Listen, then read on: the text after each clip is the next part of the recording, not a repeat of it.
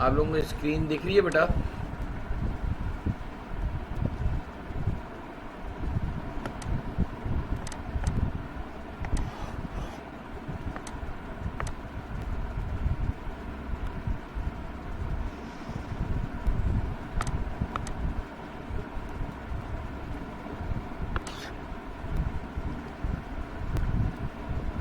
अच्छा जी।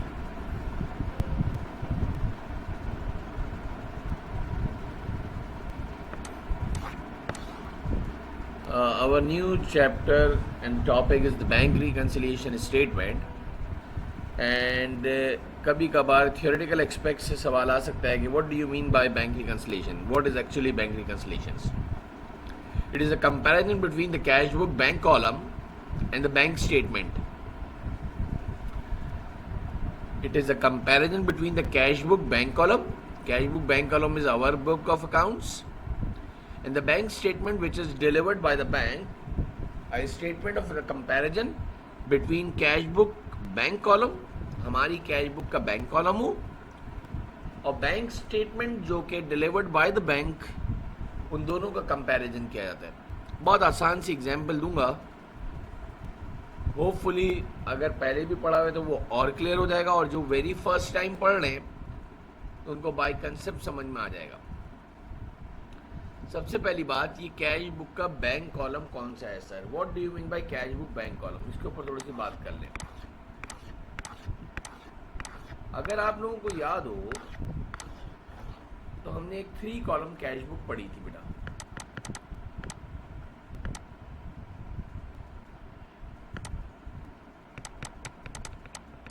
हमने एक 3 कॉलम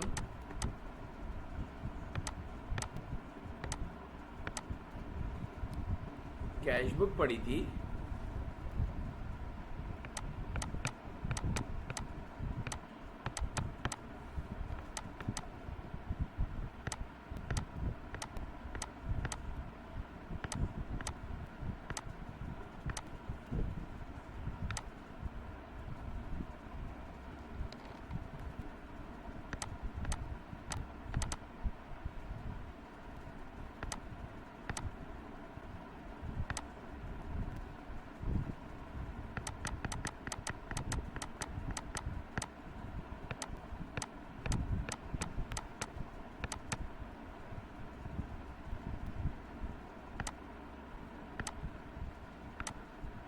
एक सेकंड होल्ड करो.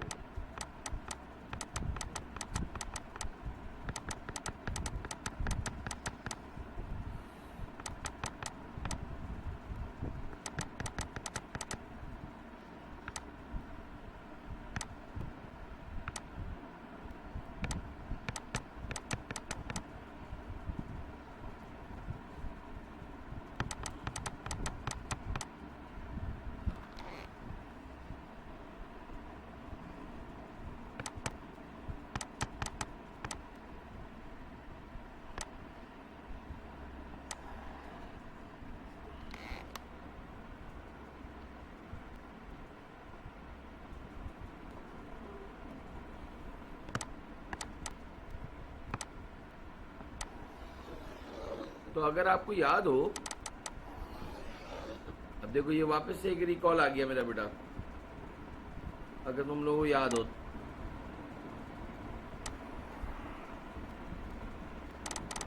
इधर होता था एक कैश, एक होता था बैंक, एक होता था डिस्काउंट रिसीव्ड, इधर डेट. 3 कॉलम कैश बुक याद है सबको? 3 कॉलम कैश बुक याद है सबको? अभी आपने मिडिल मॉक दिया है. इधर होता cash, bank, sale discount, particulars और डेट. यानी यहां तक मेरे बच्चे ये डेबिट साइड है तुम्हारी कैश बुक की, और यहां पर क्रेडिट साइड है तुम्हारी कैश बुक की मेरा बेटा. तो इधर कैश आता था, इधर बैंक होता था, तुम्हें ज़रा समझाने के लिए बता रहा हूँ, और इधर डेबिट क्रेडिट साइड पे इधर भी कैश होता था और इधर बैंक होता था. याद है सबको इतना? अब देखो ये वापस से रिकॉल है. अब कोई ट्रांजैक्शन आती थी मेरा बेटा, तो उसके अंदर आपके पास ट्रांजैक्शन में याद करो,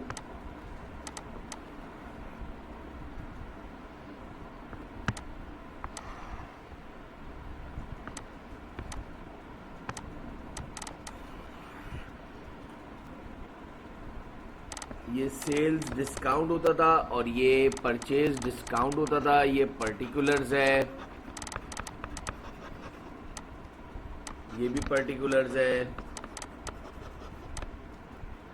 जब भी आपके यहाँ कैश बढ़ता था, कोई कैश सेल्स होती थी, जरा कोई बताएगा कैश सेल्स को कहाँ लिखते थे? कैश बुक में कैश सेल्स हुई है $5,000 की, एक रिकॉल है बेटा। वेरी गुड बेटा फौजान।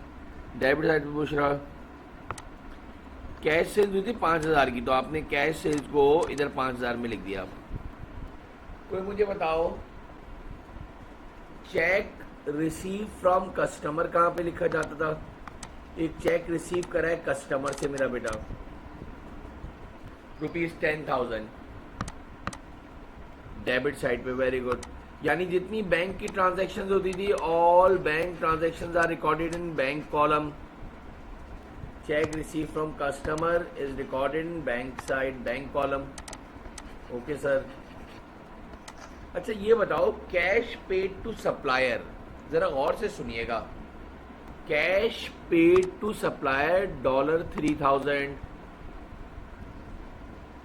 कहाँ लिखा जाएगा? क्रेडिट साइड पर अकाउंट्स पेबल के नाम से सबको। Very good. 3,000 इधर लिखा जाएगा। अच्छा अब बताओ cheque paid to supplier, cheque paid to supplier मेरा बेटा तो 5,000 लिखते थे। अब देखो आज तुम्हारे एक प्रैक्टिकल अप्रोच से भी एक बात क्लियर करूं, अब वो आपके ऊपर है। जितने भी अभी पार्टिसिपेंट्स बैठे हुए हैं, स्टूडेंट्स, अभी बैंक क्रेडिट कर दिया, यानी इन शॉर्ट जब भी कैश डेबिट हो रहा है, कैश आ रहा है तो डेबिट साइड पे लिखते जा रहे हो। जब भी चेक रिसीव्ड हो रहा है तो इधर डेबिट साइड पे लिखते जा रहे हो। जब भी कैश पे कर रहे हो तो क्रेडिट साइड पे लिख रहे हो। जब भी चेक दे रहे हो, चेक से पेमेंट कर रहे हो तो क्रेडिट साइड पे लिख रहे हो। एट लास्ट क्या करते थे, याद करो सारे।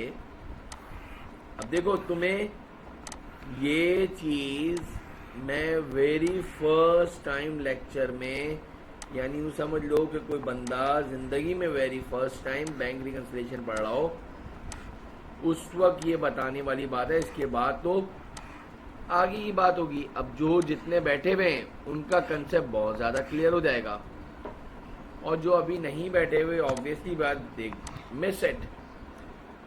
फिर क्या होता था तुम्हारे, फॉर एग्जाम्पल तुमने कैश रिसीव फ्रॉम कस्टमर जो है ना 15,000 रुपये का कर था, यानी 15,000। तो फिर मैंने 3 कॉलम कैश बुक में लिखवाया था बेटा, जो डेबिट साइड है उसका टोटल करेंगे 15,000 इधर लिखा, 15,000 इधर लिखा बड़ी साइड का, और उसमें 3,000 माइनस कर दिया तो 12,000 रुपये बैलेंस सीडी आ गया। समझो महीना ख़त्म हो गया।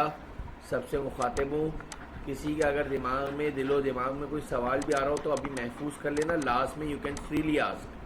इससे बीच में इंटरप्ट करोगे तो बेकार हो जाएगा। तो ये 12,000 रुपये आपके पास कैश का आपके पास जो है बैलेंस आ गया। और फिर मैंने कहा कि यार बैंक को भी जो है ज़रा तुम बैलेंसिंग कर दो। तो आपने कहा सर 10,000 रुपये बड़ी साइड है, 10,000 इधर है, 10,000 में से 5,000 माइनस करा, 5,000 रुपये। अब ये क्या इंडिकेट कर रहा है, ज़रा गौर से इतनी लंबी वापस से देखो जो पढ़ाया हुआ है उसका रिकॉल। ये चीज़ इंडिकेट करता है, याद रख लो, कभी इंटरव्यू वगैरह में भी पूछ सकता है, ज़िंदगी में याद रख लेना। ये जो 12,000 रुपये है, जितने भी बच्चे हैं गौर से सुनो। इसके बाद मैं फिर कह रहा हूँ जो भी सवालों पूछ लीजिएगा। ये 12,000 रुपये, ये मतलब कि हमारा मंथ ख़त्म हुआ, आज 1 अगस्त है, मिसाल दे रहा हूँ, आज ये 1 अगस्त है। तो ये what 12,000 and 5,000 indicated, it means that जो अकाउंटेंट है, यानी हम सब हैं इंक्लूडिंग मी, आप सब और मैं किसी कंपनी के अकाउंटेंट हैं, किसी सोल प्रोप्राइटरशिप मिस्टर अहमद हमारे अकाउंटेंट हैं। तो हमारा जो अकाउंटेंट है उसका जो सेफ है, एक ड्रॉ दिया हुआ है जिसके अंदर कैश रखा जाता है, जिसमें सारा बिजनेस का कैश रखा जाता है। उस सेफ के अंदर याद रख लेना मेरा बेटा 12,000 रुपये होने चाहिए। जो बिजनेस का सेफ है, ड्रॉ है, लॉकर है, जिसके ना कैश रखा जाता है। सर ये कौन सा कैश रखा जाता है? जब कैश सेल्स हो रही होती है तो वो जो कैश रखा जाता है जिस सेफ में, उसको टिल भी कहते हैं, कैश टिल भी कहते हैं अकाउंटिंग टर्मिनोलॉजी में, जहाँ पे कैश रखा जाता है, फिजिकल कैश रखा जाता है। Sir what does it indicated at the end of the month, और you can say that at the beginning of the month your safe indicated that you have 12,000 physical cash. अगर 12,000 से 1 रुपया भी, 1,000 कम है, 1,500 कम है, 2,000 कम है, 5,000 कम है, उसकी सारी रिस्पॉन्सिबिलिटी अकाउंटेंट पर आएगी कि भाई ये कैश क्यों कम हो गया। मेरी बात गौर से सुनिएगा, फिर कह रहा हूँ ये वेरी फर्स्ट टाइम सिर्फ बताया जाता है इतना लंबा।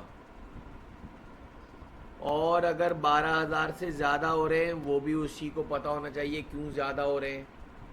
अच्छा, कम होना भी नुकसानदेह है, ज़्यादा होना भी नुकसानदेह है। सर ज़्यादा होना क्यों नुकसानदेह है? अरे भाई 12,000 रुपये होने चाहिए, कैश बुक बता रही है कि 12,000 रुपये होने चाहिए, और आपने सेफ में कैश गिना तो उसके अंदर पड़े हुए 14,000। आपकी तो बस मुस्कुराहट ही नहीं है कि अरे वाह भाई 2,000 रुपये आज बीवी बच्चों के लिए ले जाऊंगा। तो भाई वो 2,000 रुपये आपके बीवी बच्चों के नहीं है, आपने कोई कैश नहीं लिखा, कोई कैश से हुई होगी, वो लिखना भूल गए। कोई ऐसी ट्रांजैक्शन थी मेरा बेटा जो डेबिट साइड पे लिखना भूल गए हो। ये तुम्हारा ब्लंडर है, तुम्हारी मिस्टेक है। तुम जो है बिल्कुल नॉन सीरियस तरीके से काम कर रहे हो। कैसे कैश बढ़ गया यार? अकाउंटिंग ट्रांजैक्शन तो बिल्कुल एक्यूरेट चलती हैं। बहरहाल इतनी लंबी तमहीद बांधने का मकसद, कभी भी इंटरव्यू में कहे कि कैश बुक का कैश कॉलम क्या इंडिकेट करता है, तो बोल देना कैश बुक का कैश ये इंडिकेट करता है कि जो बिजनेस में सेफ है, ड्रॉ है, जहाँ पे कैश रखा जाता है। अब ओनर थोड़ी सबको उसमें से पेमेंट दे रहा है और ले रहा है, ओनर तो दूसरे काम कर रहा होता है, कस्टमर से डील कर रहा होता है, वो बड़ी बड़ी पार्टीज से मिल रहा होता है, वो सप्लायर से मिल रहा होता है। ये तो अकाउंटेंट को रखा जिम्मेदारी दी जाती है कि आप कैश संभालें और eight the end of the day सारा बैलेंस करके दें। अब एक बात मैंने पहले भी बताई थी, शायद बाद में अभी भी बता दे रहा हूँ कि इसमें कमी हो या ज़्यादती हो, इसकी सारी रिस्पॉन्सिबिलिटी अकाउंटेंट के ऊपर आती है। अब ज़रा दूसरी बात सुनिएगा, इधर तक सबके क्लियर है? पहले बताओ, मैंने अभी कैश बुक का कैश कॉलम को वापस से तुम्हें एक्सप्लेन करा है ताकि और अच्छा रिकॉल हो जाए। मैंने अभी कैश बुक का कैश कॉलम तुम्हें रिकॉल करा है कि कैश बुक का कैश कॉलम क्या इंडिकेट करता है। इसमें कोई सवाल है? इज़ इट क्लियर बेटा कि ये 12,000 रुपये क्या बताता है? ना ये ज़्यादा होना चाहिए मेरा बेटा, ना ये कम होना चाहिए।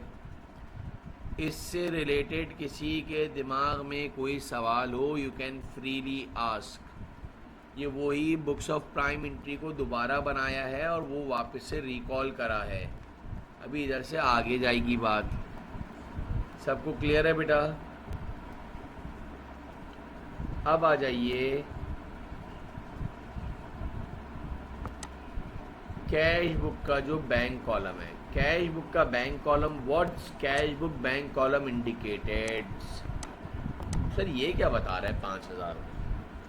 भाई ये बता रहा है जो बिजनेस का बैंक अकाउंट है, यानी जो बॉस ने एक बिजनेस का बैंक अकाउंट ओपन करवाया हुआ है, उस बिजनेस के बैंक अकाउंट में बिजनेस के 5,000 रुपये पड़े हुए हैं। हमारे बिजनेस बैंक अकाउंट में, हमारे बैंक अकाउंट में, हमारे से मतलब बिजनेस के बैंक अकाउंट बोल रहा हूँ, बार बार याद रख लेना।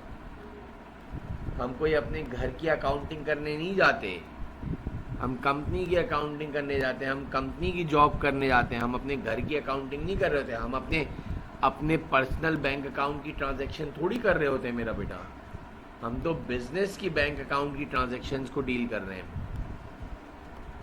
तो हमारे बिजनेस का जो बैंक अकाउंट है, फॉर एग्जांपल हमारा अकाउंट HBL में है मेरा बेटा, और हमारी कंपनी का नाम है ABC कंपनी,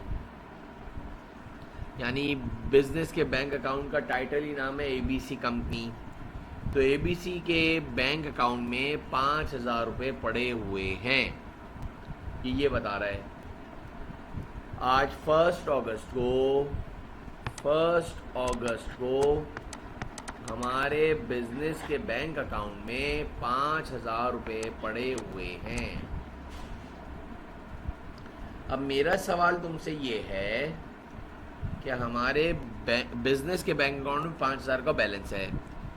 अभी हमने ये बात बोली, बॉस भी पूछ सकता है यार बैंक में कितने पैसे पड़े हुए हैं। बॉस बार बार पूछता है यार बैंक में कितना बैलेंस पड़ा हुआ है। इंटरकॉम से पूछता है बार बार कि यार बैंक में कितना पैसा पड़ा हुआ है, बैलेंस कितना है, फंड कितना पड़ा हुआ है। तो आपने फ़ौरन बोला सर 5,000 रुपये हैं। अब हुआ क्या, ज़रा गौर से सुनिए तो इंशाअल्लाह ताला अज़ीज़ बहुत अच्छी तरह समझ आ जाएगा। In the mean time bank statement आ गई। Sir what do you mean by bank statement which is delivered by the bank. Bank ने भेजी है, किसके बाद आती है, अकाउंटेंट के बाद आती है, बाई मेल कोरियर के ज़रिए आता है, TCS वाला देता है, कोई कोरियर कंपनी देकर जाती है हर महीने। हमने बैंक स्टेटमेंट को खोला, उसका लास्ट बैलेंस जो है बिजनेस के बैंक अकाउंट का, मैं फिर रिपीट कर रहा हूँ, हमारे बिजनेस का बैंक स्टेटमेंट का जो बैलेंस आ रहा है, बैंक स्टेटमेंट का जो बैलेंस आ रहा है वो लिखे हुए आ रहे हैं 4,000 रुपये। अरे भाई ये कौन डाकू आ गए हैं जो हमारे बिजनेस से भी 1,000 रुपये ले गए। हमारे लिहाज से हमारे बैंक में 5,000 रुपये होने चाहिए और बैंक वाला बोल रहा है आपके बैंक अकाउंट के अंदर 4,000 रुपये पड़े हुए हैं। यार हमने देखा था चोरी तो हमारे प्रेमिसेस से हो सकती है, ये ऐसे कौन चोर पैदा हो गए हैं जो हमारे बिजनेस के बैंक अकाउंट से भी 1,000 रुपये ले गए। तो फिर हमने बैंक स्टेटमेंट पढ़ी तो पता चला, गौर से सुनिएगा, इसके बाद मेरी बात को सेकंड कीजिएगा। पता चला बैंक ने 1,000 रुपये सालाना बैंक चार्जेस काटे हैं। बैंक ने ईयरली बैंक चार्जेस काटे 1,000। बैंक वाला कोई भी चार्जेस काटता है तो आपको बताता नहीं है, डायरेक्ट हमारे बैंक के अकाउंट में से पैसे डिडक्ट कर लेता है। अब देखो वेरी फर्स्ट टाइम पढ़ा रहा हूँ तो समझ दो, मैं इतनी डिटेल में बता रहा हूँ उसकी कंसेप्ट, अगर समझना हो तो। एक स्टूडेंट ने CA के अंदर एक सवाल किया, सर बैंक के पास कैसे राइट है कि वो हमारे बिजनेस के बैंक अकाउंट में से खुद ब खुद पैसे काट लेता है, ये कैसा राइट है भाई। हमारे पैसे पड़े हुए बतौर अमानत, याद रखना बैंक हमारा अमीन है, बैंक हमारा अमीन है। सर क्या मतलब भाई, बैंक में हम जो पैसा रखवाते हैं बतौर अमानत के तौर पे रखवाते हैं कि मैंने तुम्हें अमानत दी है और जब मैं तुमसे वापस मांगूंगा आपको फौरन देने होंगे। बैंक वाला, बैंक और कस्टमर में ये एग्रीमेंट होता है एज अ अमानत, यानी मैंने तुम्हें बतौर एक उधार दिया है। ज़रा और से सुनते रहना मेरी बात। तो सर ये तो अमानत में खयानत हुई, मैंने एक बंदे को 5,000 रखवाए और उसने बोला कि यार 1,000 मैंने काट लिए तुम्हारे। तो बैंक को किसने परमिशन दी है, बैंक को किसने राइट दिया है कि बैंक चार्जेस काट ले, चेक बुक चार्जेस काट ले, ATM चार्जेस काट ले, बैंक लॉकर रेंट काट ले, SMS चार्जेस काट दे। तो बेटा जब हम बैंक अकाउंट ओपन करवाने के लिए जाते हैं, और अगर आप में से भी माशाल्लाह किसी का बैंक अकाउंट हो तो बहुत ही अच्छी तरह मेरी बात समझ में आ जाएगी। बैंक वाला हमसे एक अकाउंट ओपनिंग फॉर्म ओपन करवाता है, उसमें 6-7 जगहों पे साइन लेता है।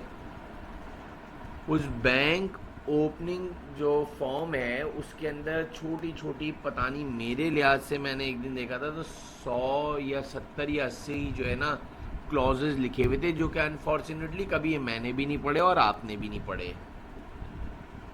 हम तो खुशी में होते हैं हमारा बैंक अकाउंट खुल रहा है, हमारा बैंक अकाउंट खुल रहा है, हम बड़े बड़े साइन कर रहे होते हैं चौधरियों की तरह, सेठों की तरह। उन्हीं क्लॉजेज में लिखा हुआ है कि बैंक फला फला फला फला फला फला, एक पूरी लिस्ट दी हुई कि इसके चार्जेस आपके पूछे बगैर आपके अकाउंट से डिडक्ट करेगी, और वो अंडरटेक करती है और हम साइन करते हैं। ये मैं इसलिए बता रहा हूँ इतनी डिटेल कि वेरी फर्स्ट टाइम जो कि नॉन कॉमर्स के स्टूडेंट्स आए थे तो एक बहुत ही अच्छी तरह से गो थ्रू हो जाए। जैसे मुझे एक स्टूडेंट ने कहा, सर मैं तो बैंक के ऊपर केस कर दूंगा। ये क्या बात हुई? मैंने 50,000 रुपये अपने बैंक में रखवाए और थोड़ी दिनों बाद जब मैं बैंक में गया तो मेरे जो है 50,000 को इन्होंने ऐसी जादू दिखाया और ऐसी बरकत डाली कि वो जो है 45,000 हो गए। मैं तो केस कर दूंगा, ये 5,000 क्यों काटे? मैंने कहा भाई आप केस नहीं कर सकते हो। अच्छा, एक मज़े की बात है, जो 5,000 कटे होंगे ना मेरा बेटा, उसकी डिटेल बताई हुई होगी बैंक वाले ने स्टेटमेंट में कि हमने वो 5,000 रुपये क्यों काटे हैं। वो 5,000 की पूरी डिटेल दी होगी किस किस चीज़ों में पैसे काटे हैं। फॉर एग्जाम्पल, अगर आप लोगों को थोड़ा सा पता हो, शायद इतना स्टूडेंट्स को, इसलिए कि तुम लोगों में से मोस्टली अभी इतना अवेयर नहीं होंगे कि किसी का बैंक अकाउंट हो, और जिसका बैंक अकाउंट होगा तो बहुत ही अच्छी बात है। तो कोई भी ट्रांजैक्शन होती है तो बैंक की तरफ से एक SMS आ जाता है हमारे रजिस्टर्ड नंबर के ऊपर। बैंक कोई भी काम जो है ना फ्री में नहीं करके देती है, सबके चार्जेस लेती है। बस फ़र्क ये है कि वो हाथों हाथ कैश नहीं लेती है, हमारे अकाउंट से काटती रहती है। अब मैं एक मज़े की बात बताऊं, ये जितने भी चार्जेस हमारे बैंक अकाउंट से डिडक्ट होते रहते हैं, यानी हमारे अकाउंट से काटते रहते हैं, वो बैंक की इनकम बनती रहती है। वो बैंक वाले की बनती है इनकम और हमारे तरफ से होता है वो एक्सपेंस। सुनते जाना, फिर कोई भी सवाल हो ज़रा सा डिटेल में ज़रा कंसंट्रेट करके प्लीज़ नींद को हटाकर ज़रा सुनना चाहो तो बड़ी वैल्यूएबल बात है। तो कभी गलती नहीं होगी, बैंक रिकंसिलिएशन कभी मरते दम तक भूलोगे नहीं। तो होगा क्या, ज़रा गौर से सुनो। बैंक वाला जो जो पैसे डिडक्ट करता है वो सारे बैंक स्टेटमेंट में लिखे हुए आते हैं।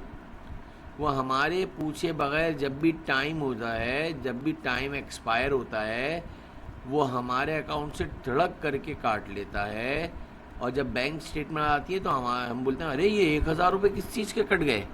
तो आगे लिखा होता है locker charges, bank service charges, ATM charges. आप किसी भी चीज़ की रिक्वेस्ट बैंक को दोगे, वो चीज़ आपके जो है घर पर कोरियर हो जाएगी। आप बड़े भरम से अपना ATM निकालते हो तो चेक बुक निकालते हो, तो कभी आपके सर्विस चार्जेस आते हैं, तो कभी लॉकर रेंट पे ले लेते हो। बस फ़र्क ये है, मैं फिर बोल रहा हूँ, बैंक वाला आपसे हाथों हाथ कैश नहीं लेता। बैंक वाला बोलता है इसके बैंक अकाउंट में पैसे पड़े हुए ना, बस उसमें से हम काटते जाएंगे, फिक्र ही नहीं है। अब एक ब्रांच के अंदर अगर मिसाल दे रहा हूँ 10,000 अकाउंट होल्डर हैं, ताकि तुम्हारा थोड़ा और दिमाग बन जाए। 10,000 अकाउंट होल्डर्स ने चेकबुक निकाली हुई होगी मेरा बेटा। 10,000 अकाउंट होल्डर्स ने ATM कार्ड्स बनवाए हुए होंगे। कुछ लोगों ने लॉकर रेंट पे लिया होगा। ऑलमोस्ट सब के सब जो है वो SMS की जो है सर्विस लेते हैं। बैंक वाला 1,000 10,000 अकाउंट होल्डर हैं। कोई बड़ी ब्रांच है तो उसमें 5-5 लाख भी ये बोल्टन मार्केट की तरफ जो एक एक ब्रांच है ना मेरा बेटा, जैसे कि आपको पता है मेरे फादर बैंकर एक रिटायर हुए हैं, तो वो ब्रांच बहुत वैल्यूएबल समझी जाती है जिसमें सबसे ज़्यादा अकाउंट होल्डर्स हों। घर की तरफ हमारी तरफ लिखे होते हैं वो उधर जो है 1000 2000 5000 जो है अकाउंट होल्डर होते हैं।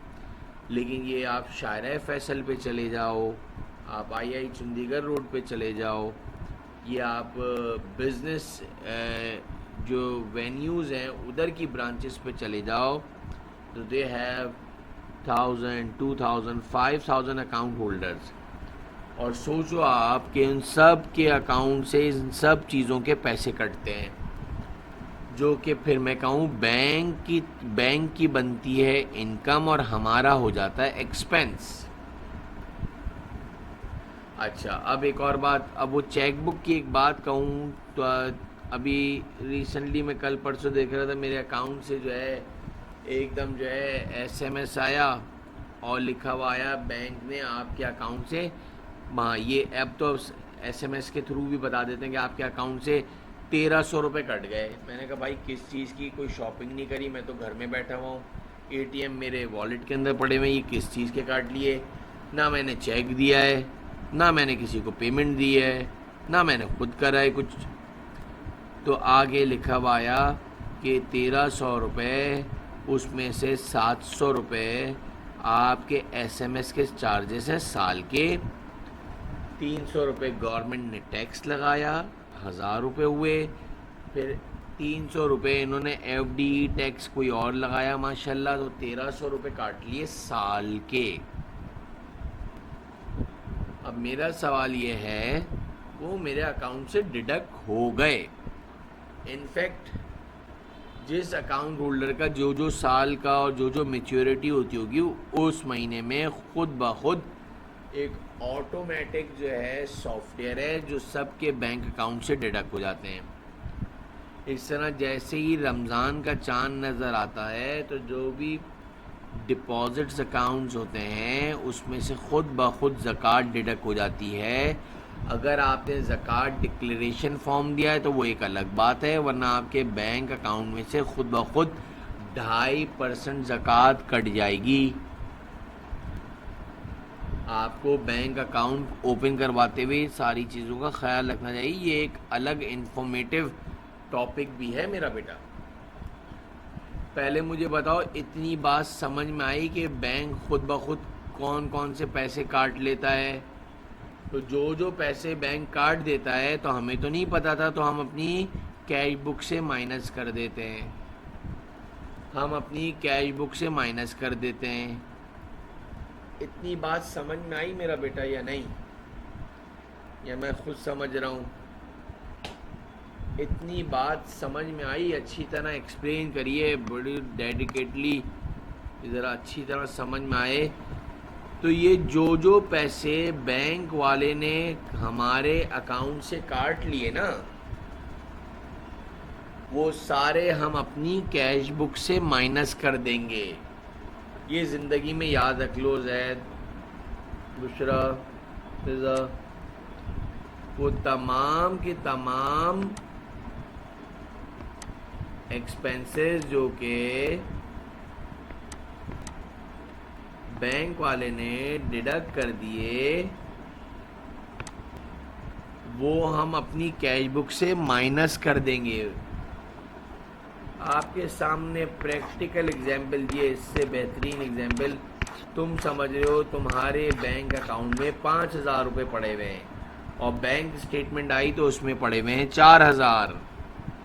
तो ये 1000 रुपये कहाँ गए? तो पता चला बैंक सर्विस चार्जेस के काटे हैं, ATM के चार्जेस काटे हैं, चेकबुक के चार्जेस काटे हैं। तो अब तुम क्या करो, दोनों स्टेटमेंट, बैंक स्टेटमेंट और आपकी कैश बुक का बैलेंस हमेशा सेम होना चाहिए। तो सेम करने के लिए एक बैंक रिकन्सिलेशन स्टेटमेंट बनाओगे। कौन बनाता है? अकाउंटेंट बनाता है। और वो कैश बुक के बैंक के बैलेंस में से 1000 रुपये माइनस कर देगा तो इक्वल हो जाएंगे दोनों, 4-4 हज़ार। Have you got my point? हम अपनी कैश बुक के बैंक कॉलम में से 1000 माइनस कर देंगे, इसलिए कि वो तो कट गए, अब वो वापस बैंक वाला वापस थोड़ी देगा। तो हम क्या करेंगे,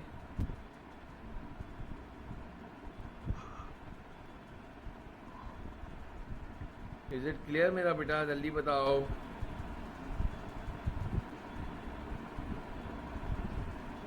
इज इट क्लियर बेटा?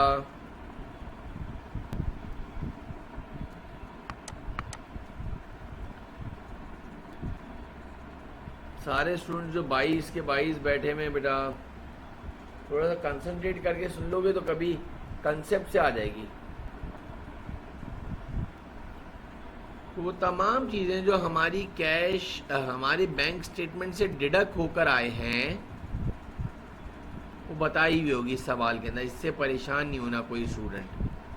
उसकी पूरी डिटेल दी हुई होगी। तो बैंक ने तो डिडक्ट कर लिए हैं, बैंक ने तो माइनस कर दिए हैं।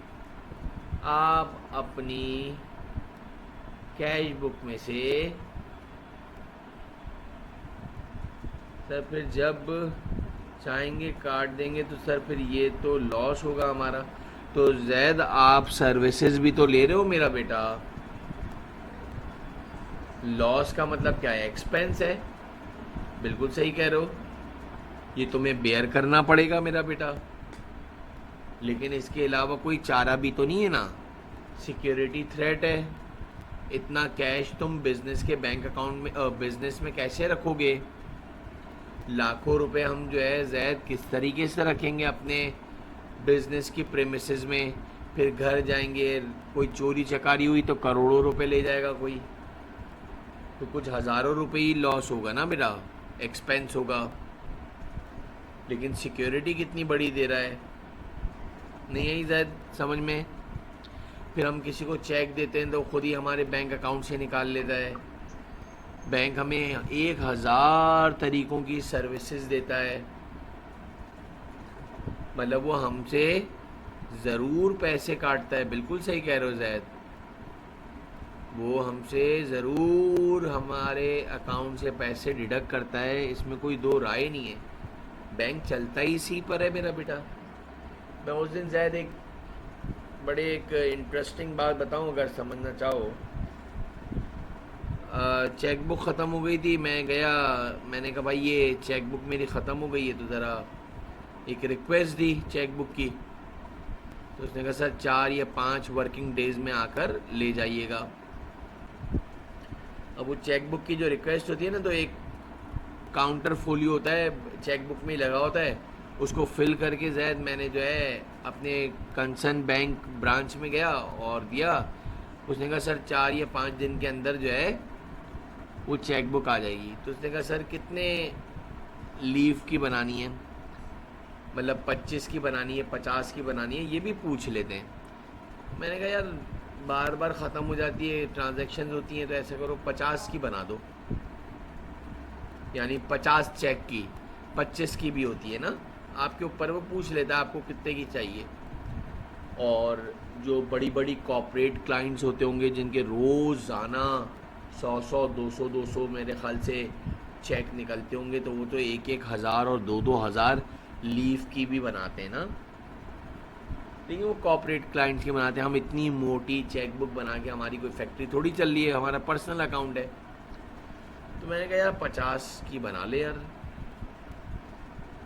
अब वो 50 लीव की मैंने बोल दी।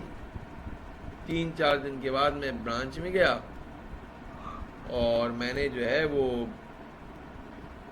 चेक बुक रिसीव कर ली। तो अब वो उसने साइन लिया, उसने मुझे चेक बुक दे दी। अब घर आया, थोड़ी देर बाद 2 मिनट बाद ही खूबसूरत सा एक बहुत ही क्यूट सा मैसेज आया कि आपके अकाउंट से 1500 रुपये कट गए। मैं कहा अल्लाह रहम करे, अबे किस चीज़ के भाई? बोल रहे हैं चेक बुक चार्जेस, जो आपने चेक बुक बनवाई है ना।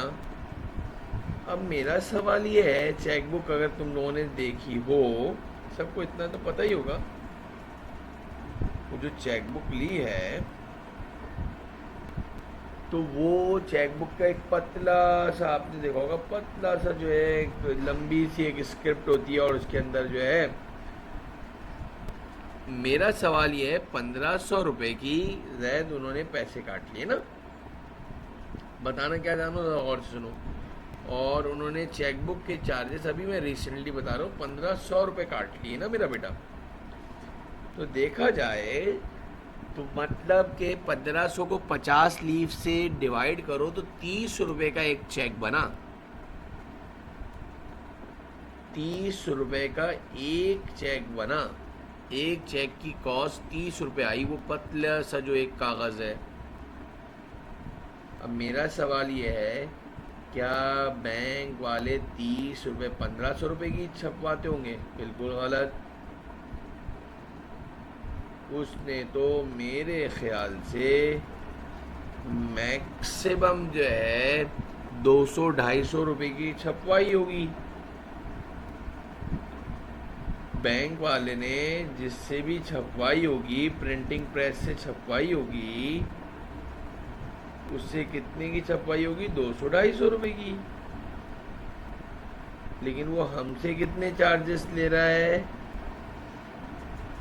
500 रुपये, 1500 रुपये। तो इस तरह से वो बैंक वाले अपनी इनकम जनरेट कर रहे होते हैं। अब सोचो 1000 लोगों की जब चेकबुक बनकर आती होगी तो सबसे अलग अलग चार्जेस हैं, यानी 30 रुपये का एक लीफ पड़ता है, मैंने देखा है। उसमें वो 1500 के अंदर जो है वो टैक्सेस भी होते हैं, फलाना ढिमाका, यानी 1500 रुपये काट दिए थे। कुछ बात समझ में आई ज़ायद या नहीं आई? लेकिन अब क्या है, वो चेक बना के देना है तो खुद ब खुद बैंक अकाउंट से पैसे कट जाएंगे। तो अब हमारे पास कोई और जो है ऑप्शंस भी नहीं है मेरा बेटा। इज इट क्लियर बेटा?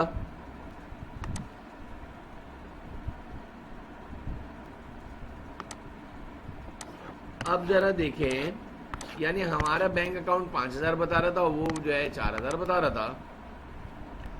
तो डिफरेंस देखा तो पता चला बैंक ने क्या क्या चीज़ें पैसे काटे हुए हैं। तो ये बहरहाल ये जितने भी लेस लिखे हुए हैं, इतनी लंबी डिटेल बताने का ये मकसद है ताकि ज़िंदगी भर याद रख लो कि ये जो जो चीज़ें मैंने लेस में लिखी हैं, आपकी इत्तला के लिए अर्ज़ कर दूँ, जो जो चीज़ें मैंने लेस में लिखी हैं ये सब ऑलरेडी बिजनेस के बैंक अकाउंट से माइनस कर दिए हैं। उसने बिजनेस के बैंक अकाउंट से माइनस कर दिए हैं।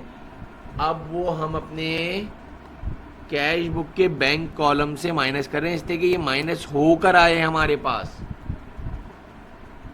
अब interest deducted by bank, bank ने किसी चीज़ का इंटरेस्ट काटा था तो हमें पता ही नहीं था, बाद में पता चला जब बैंक स्टेटमेंट आई। उसका दूसरा नाम क्या है? Markup charge by the bank. कभी हम बैंक से ओवरड्राफ्ट कर लेते हैं, इंटरेस्ट डेबिटेड बाय बैंक भी होता है। इसके ऊपर एक और बात सुन लेना, ये भी बहुत से भी ज़्यादा अटमोस्ट इम्पॉर्टेंट बात है, उस दिन भी बताई शायद। अगर cash deposit in bank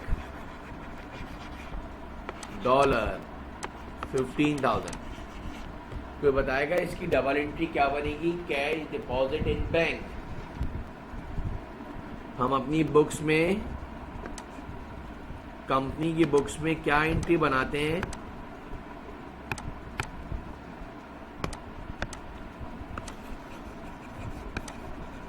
company के रिकॉर्ड्स में, कंपनी की बुक्स में क्या एंट्री बनती है मेरा बेटा? Bank debit, cash credit. Bank debit, बिल्कुल सही कहा।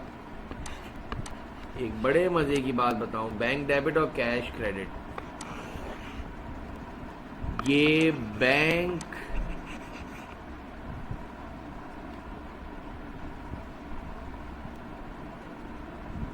अकाउंट्स यानी ये बैंक वाले की बुक्स है।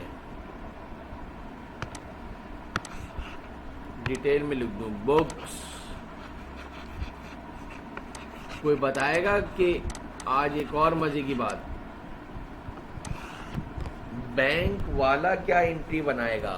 जब बैंक वाले को तुमने 15,000 रुपये दिए तो बैंक का अकाउंटेंट क्या एंट्री बनाएगा अपने पास? चलो मान ली, देखता हूँ कितना समझ में आया है। शाबाश। अभी थोड़ी देर पहले बोला था बैंक हमारा अमीन है, हम एज अ अमानत के तौर पे पैसे रखवाते हैं। बैंक वाला वैसे तो एक तरफ की अकाउंटिंग करते हैं, लेकिन आज जरा समझाने के लिए। गलत सुफियान, कैश डेबिट बैंक कहाँ से क्रेडिट हो गया? कैश डेबिट बैंक डेबिट कैसे? ये कैसी एंट्री बता रहे हो सुफियान? तुम भी बैंक कहाँ से क्रेडिट हो जाएगा? अजीब बेवकूफ़ों वाली बात करते हो। बैंक वाला क्या एंट्री बनाएगा? बैंक वाले के पास कैश आया, बैंक वाले के पास मेरा बेटा कैश आया और वो पार्टी अकाउंट को क्रेडिट करता है। फॉर एग्जाम्पल हमारी कंपनी का नाम है ABC कंपनी, यानी वो अपने लिए लायबिलिटी समझता है वो पैसे। सही है फिजा, अकाउंट पेबल भी लिख सकती हो, बिल्कुल सही है। अब मेरी एक बात सुनो, थोड़े दिन बाद हमने बिजनेस में फिर 50,000 रुपये और जमा करवाए तो क्या एंट्री बनेगी हमारी कंपनी में? क्या एंट्री बनेगी अगर हम 50,000 और जमा करवाएंगे बैंक में? तो यही जो ऊपर बनी हुई है यार, बैंक डेबिट कैश क्रेडिट। हमने अपने प्यून को बोला जाके बैंक में 50,000 रुपये जमा करवा कर आओ, तो क्या एंट्री बनेगी? Bank debit cash credit, bank debit cash credit. फिर बैंक वाला क्या एंट्री बनाएगा? फिर वो बनाएगा cash debit party account credit. Same 50,000 से ये एंट्री बनाएगा बैंक वाला। बताना क्या चाह रहा हूँ ज़रा गौर से सुनना। ये हमारी कैश बुक में एंट्री बन रही है और ये बैंक वाला बना रहा है। तो बैंक वाला हमारे अकाउंट को क्रेडिट करे जा रहा है, हमारे अकाउंट को क्रेडिट करे जा रहा है, यानी उसके ऊपर लायबिलिटी बढ़ती जा रही है, उसके ऊपर लायबिलिटी इंक्रीज होती जा रही है। अब मुझे बताएगा कोई कितनी लायबिलिटी हो गई बैंक वाले की? एक 15,000 रुपये दिए थे हमने उसको और एक 50,000 दिए थे, तो उसके ऊपर टोटल लायबिलिटी कितनी हो गई? इतना आसान, बिल्कुल आसान और इतनी डिटेल में 65,000 सुफियान। आयशा गुड। अब मेरा सवाल ये है, हमारे बिजनेस का जो हमारे बैंक स्टेटमेंट का बैलेंस जो लिखा हुआ आएगा ना, मिसाल दे रहा हूँ इधर, एक और बात लास्ट सुनना। जो बैंक स्टेटमेंट आएगी, क्या आएगी? बैंक स्टेटमेंट जो आएगी बच्चों याद रख लेना, वो लिखा हुआ आएगा कि आपका 65,000 क्रेडिट में बैलेंस है। तो इससे परेशान नहीं हो जाना, बैंक स्टेटमेंट बताएगी कि हमारा 65,000 क्रेडिट में बैलेंस है और हमारी कैश बुक बोल रही होगी कि हमारा 65,000 डेबिट में बैलेंस है। अब ज़रा एक लास्ट चीज सुन लो, हमारा डेबिट बैंक का क्रेडिट। हम जब भी बैंक को डेबिट करते जा रहे हैं तो बैंक हमें क्रेडिट करता जाएगा। हमारा डेबिट बैंक का क्रेडिट, हमारा डेबिट, हम जब भी डेबिट कर रहे हैं बैंक फॉर्म क्रेडिट करता जाएगा। हम जब डेबिट करेंगे बैंक हमें क्रेडिट करता जाएगा, हमारे अकाउंट को बढ़ाता जाएगा। हमें कुछ पैसों की ज़रूरत पड़ी कुछ दिनों बाद, हमने प्यून को बोला जल्दी से बैंक से पैसे निकाल कर आओ। 25,000 रुपये की ज़रूरत पड़ी, ईद आ रही है तो हमें जो है कुर्बानी करनी है, तो हमने 25,000 रुपये बैंक से निकालेंगे, एक बकरा शकरा ख़रीद लें।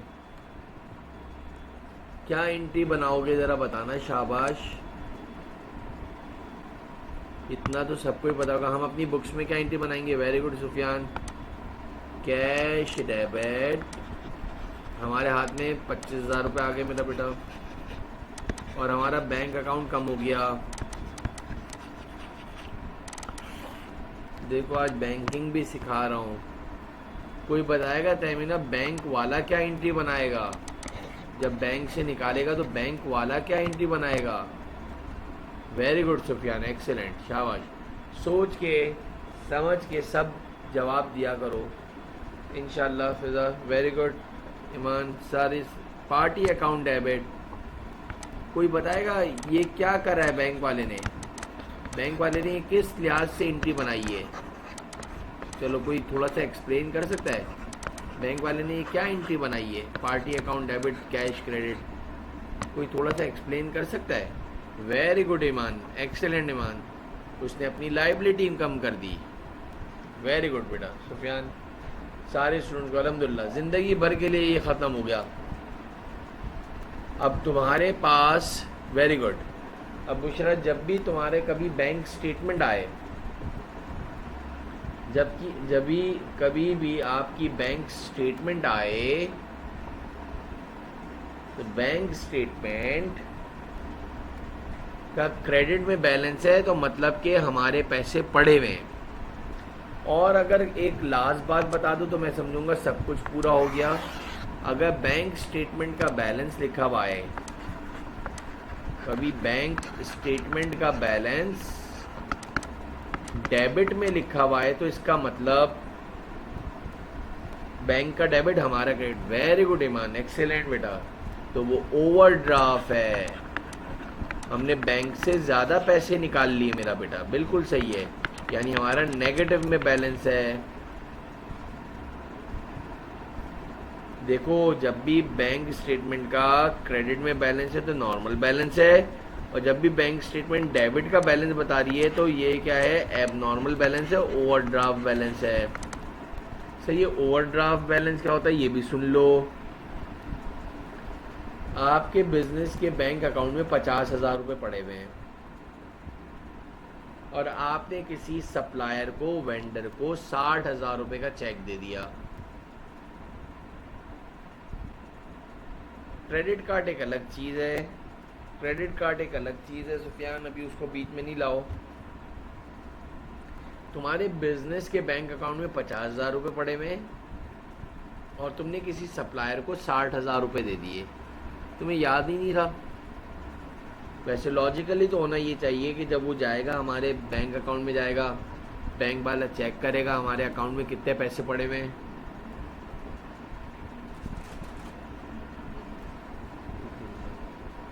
तो फिर वो जो है बैंक वाले ने उसूलन ये चाहिए था, बैंक को हमारा वो चेक बाउंस कर देना चाहिए था, इसलिए कि हमारे अकाउंट में पैसे ही नहीं थे। लेकिन कंपनी का जो अकाउंट होता है वो ओवरड्राफ्ट का होता है, एक फैसिलिटी देती है, क्योंकि आपकी गुडविल ख़राब होती है, चेक बाउंस होता है। तो आपको पता है चेक अगर बाउंस हो जाए तो चेक बाउंस करके वो दोबारा पार्टी को दिया जाता है, उसके बिहाफ पे FIR कटती है और आपका सेक्शन 420 420 का केस बनता है चीटिंग का। यानी सुफियान ने क्या करा, फॉर एग्जाम्पल मैंने सुफियान को गुड्स बेचे 60,000 के, और सुफियान को पता है कि मेरे बैंक में है ही 50,000 रुपये, फ़कीर चंद है, 50,000 रुपये हैं और पेमेंट करनी कितनी है? 60,000। फिर भी बड़े भरम से मुझे चेक काट के दे दिया कि सर कल जाके आप अच्छे बच्चों की तरह 60,000 रुपये ले लीजिएगा। मैं बैंक पहुंच गया, बैंक वाले ने कहा क्या हो गया भाई, इसके अकाउंट में 50,000 रुपये पड़े, 60,000 रुपये है ही नहीं, इसके अकाउंट में फ़ंड पूरा है ही नहीं। अच्छा मज़े की बात 59,000 भी होंगे ना तो बैंक वाला चेक बाउंस कर देगा। 1 रुपया भी कम होगा ना 60,000 में से तो भी चेक क्लियर नहीं होगा। तो अब क्या होगा, चेक जो है वो बाउंस करके रिटर्न चेक करके मुझे दे देगा। अच्छा, रीज़न लिखा जाता है। चेक बाउंस कहाँ कहाँ से हो सकता है, अगर कोई कटिंग वटिंग हो चेक में। सबसे बड़ा मसला तो हमारे पाकिस्तानियों में ये है कि फंड ही नहीं होता माशाल्लाह। तो आपको पता है अगर फंड ना हो, हाँ साइन डिफ़र हो गया, कुछ कटिंग हो गई, जो अमाउंट इन वर्ड्स और अमाउंट इन लेटर्स लिखा है उन दोनों में फ़र्क हो गया, गलती से गलत स्पेलिंग लिख दी, टाइटल ऑफ अकाउंट गलत लिख दिया, तो समझ में आता है। लेकिन अगर उसके अंदर रीज़न लिखा हुआ आ रहा है कि भाई फ़कीर चंद है, उसके अकाउंट में पैसे ही नहीं है, डेट ड्यू हो जाए 6 महीने से ज़्यादा हो जाए, 6 महीने की तो एक्सपायरी होती है बेटा, तो अब क्या होगा, वो जो चेक है, गौर से सुनना लास्ट बात, वो जो चेक है ना वो ले जाओगे तुम पुलिस स्टेशन और आप केस कर दूंगा मैं सुफियान पर, यानी FIR कटवा दूंगा कि भाई पकड़ो इसको, इसने मुझे बिला वजह ख्वार किया। सुबह सुबह मैं बैंक अकाउंट गया, इतनी लंबी लाइन में लगा, पता चला इसके अकाउंट में मिसाल के तौर पे 60,000 का चेक दिया है और बैंक वाला बोल रहा है कि 6,000 नहीं है, तुम 60,000 की बात करो इसके अकाउंट में, ऐसा फ़कीर चंद है। तो मैं FIR कटवा सकता हूँ और फिर पुलिस वाला उसको पकड़ेगा आकर। लेकिन इस ज़िल्लत और रुसवाई से बचने के लिए, और आजकल तो तुम्हें पता है माशाल्लाह सोशल मीडिया कितना एक्टिव है। एक बड़े मज़े की बात बताता हूँ, शायद आप लोगों को तो खैर याद नहीं होगा, बहुत पुरानी बात होगी, मेरे ख्याल 10-15 साल पहले की बात है, ये इससे भी ज़्यादा ही टाइम हुआ होगा, 10-15 साल तो मिनिमम बता रहा हूँ। एक साहब को PTCL वालों ने चेक दिया, PTCL वाले ने किसी कस्टमर को चेक दिया 5,000 का। अब वो पुरानी चेक बुक में से दिया था या मेरे ख्याल से किसी और बैंक अकाउंट से दे दिया PTCL वालों ने, उनकी कोताही है, केयरलेसी है, किसी दूसरे चेक बुक में से चेक फाड़ के दे दिया, वो बैंक अकाउंट बंद हो गया था, वो चेक रिटर्न हो गया फलाना। वो बैंक में गया तो बैंक वालों ने बोला भाई ये तो PTCL का अकाउंट ही नहीं है, ख़त्म हो गया है, या इसमें पैसे नहीं हैं, अब ये ऑपरेट नहीं करते, कुछ भी मसला हुआ होगा। अब PTCL पाकिस्तान टेलीकम्युनिकेशन, जिस तरह PIA बोलते हो, तो बच्चों क्या करा, होशियार था और मीडिया पे आ गया, सोशल मीडिया जिंदाबाद, फेसबुक जिंदाबाद, बोला पाकिस्तान टेलीकम्युनिकेशन है, 5,000 का चेक बाउंस हो गया। हालांकि वो वापस से जाता कंपनी को तो वो दे देती, ऐसा भी नहीं है, इतनी भूखी कंपनी भी नहीं है, अल्लाह माफ़ करे फ़कीर चंद। लेकिन उसने कहा चलो आओ खेलो, मैं FIR कटवाने जा रहा हूँ और ये है, इज़्ज़त हो गई है, ज़िल्लत हो गई। उसने लंबी करी, फुल लंबी करी, उसने पूरे मीडिया कवरेज दे दिया, ये हो गया वो हो गया। बोला नहीं आपको पहले सोच के देना चाहिए। अब PTCL वाले उसको फ़ोन करे जा रहे हैं, भाई तू इधर आ जा, तू इतना क्यों गाने गा रहा है सबके सामने दुनिया वालों के सामने। बोला नहीं मैं जाऊंगा, मैं ये कर दूंगा, मैं कोर्ट में जाऊंगा, मैं वहाँ जाऊंगा, मैं यहाँ जाऊंगा। वो PTCL वाले आके बोल रहे हैं भाई दूसरा चेक ले जा। बोला नहीं मुझे तो आपने सुबह ख्वार तो किया है ना, और ये है, मैं तो यूँ करूँगा, मैं वो करूँगा। उसने ठीक ठाक मतलब कि समझ लो PTCL को बदनाम करा उस इंडिविजुअल ने, होशियार था ना। और फिर बोल रहा है नहीं मैं तो FIR काटूंगा और ये है वो है। अब बोला भाई पैसे दे तो रहे हैं, आजा ले जा। बोला नहीं उस वक्त क्यों नहीं दिए, बस उसको खेलना था ना, मतलब मैं इन शॉर्ट ये बोलना था। फिर उसको बुलाया, फिर डीन ने और डायरेक्टर ने बोला भाई तू क्यों इतनी लंबी गा रहा है और ये है वो है। और फिर पता चला खिलाड़ी था। खिलाड़ी क्या था, पढ़ा लिखा था, मतलब यूँ समझ लो हमसे ही पढ़ा लिखा था, लग रहा मुझसे ही पढ़ा हुआ था। उसने 1-2 लाख रुपए कंपनसेशन मांग लिया। बोला अगर आप इस बात को दबाना चाह रहे हो तो 5,000 नहीं लूँगा, अब मैं 1,00,000 रुपए लूँगा। तो माशाल्लाह 5,000 से 1,00,000 2,00,000 रुपए ले लिए। वरना बोल रहे मैं तो FIR काट रहा हूँ और ये कर रहा हूँ, तो मैं वो कर रहा हूँ। और पूरी दुनिया में क्या बात जा रही है यार, PTCL के पास 5,000 रुपये नहीं है। तो इस चीज़ को ओवरकम करने के लिए कंपनीज क्या करती हैं, एक फैसिलिटी ले लेती है, और उस फैसिलिटी का नाम है ओवरड्राफ्ट। और ओवरड्राफ्ट में होता क्या है बच्चे, कि अगर अल्लाह ना करे आपके अकाउंट में फॉर द टाइम बीइंग थोड़ी देर के लिए पैसे नहीं हैं, तो बैंक वाला अपने बिहाफ पर पैसे दे देगा तुम्हें, और फिर तुम्हारे बिजनेस के बैंक अकाउंट में पैसे आएंगे ना, तो उसमें से डिडक्ट कर लेगा। कुछ बात समझ में आई है जो मैंने समझाई है इतनी लंबी, कि what do you mean by bank statement?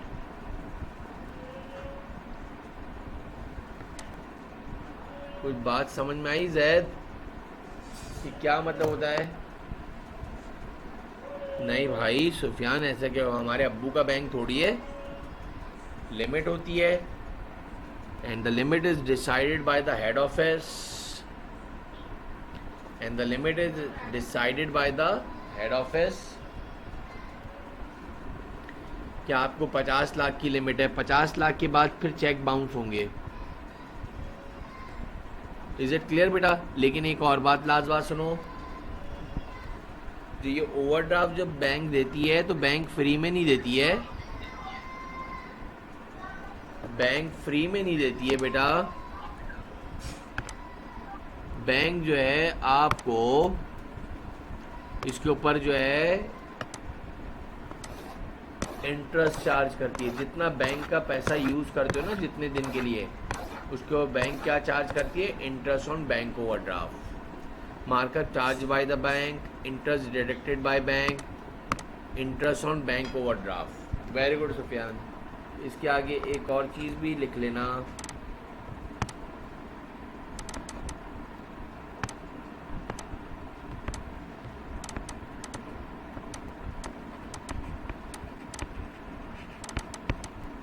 Interest on bank overdraft.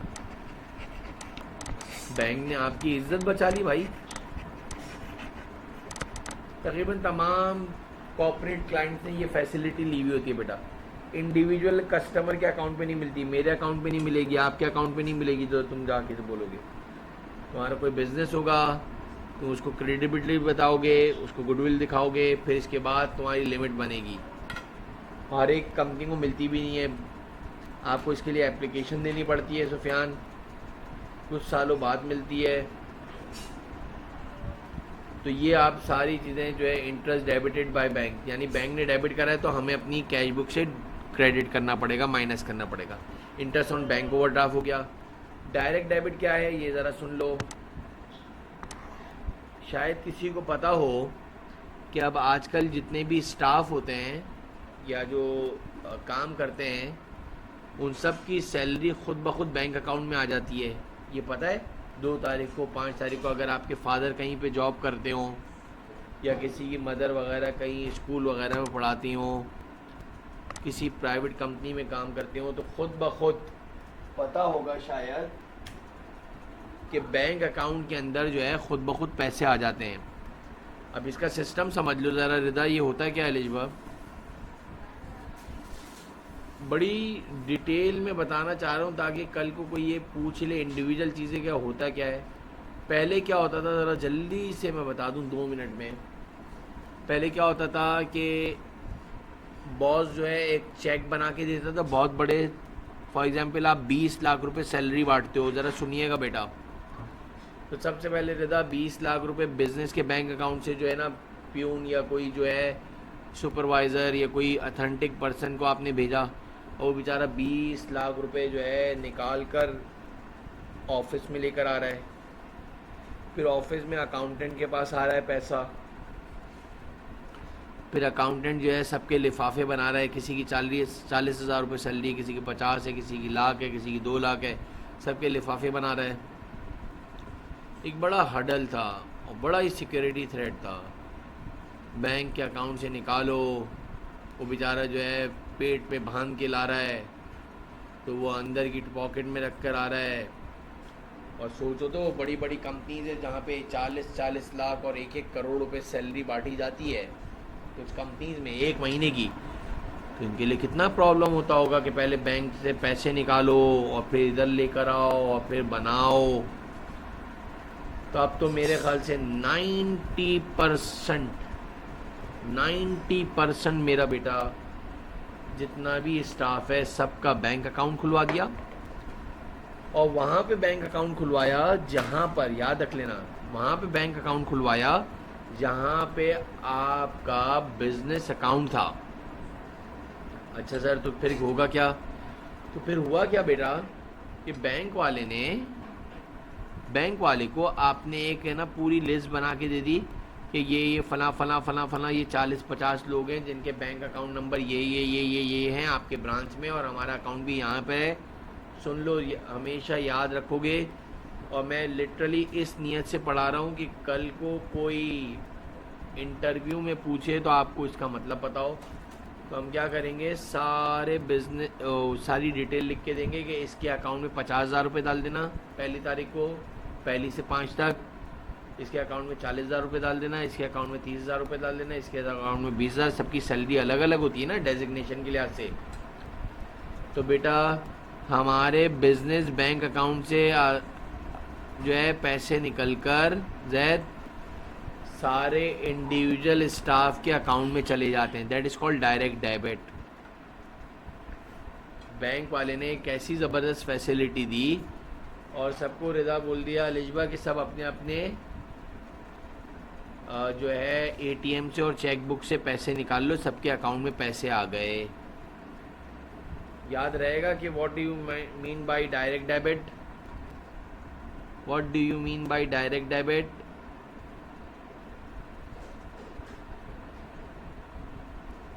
Clear है बेटा? Is it clear? अब अगर आपका 50 स्टाफ है, 100 स्टाफ है, 200 स्टाफ है, सबका बैंक में अकाउंट खुलवा दो। उसी बैंक अकाउंट में आयशा याद रख लेना रिदा, जिसमें हमारा बिजनेस का बैंक अकाउंट है, जिसमें हमारा बिजनेस का बैंक अकाउंट है। और फिर उसमें से डायरेक्ट हर महीने पैसे निकलते हैं, लेकिन बाकायदा जो बॉस है उसको ब्रांच में जाना पड़ता है, वो एक अकाउंट वो साइन करता है और फिर जाकर उसको वो ये जो है सर्विस देते हैं। अब मेरा सवाल ये है जैद कि तुम्हारा जो काम था वो बैंक ने कर दिया, तो बैंक इसके चार्जेस काटेगा तुमसे। एक 40-50 लाख रुपए हर महीने तुम्हें हर महीने आयशा निकालने पड़ते थे, हर महीने।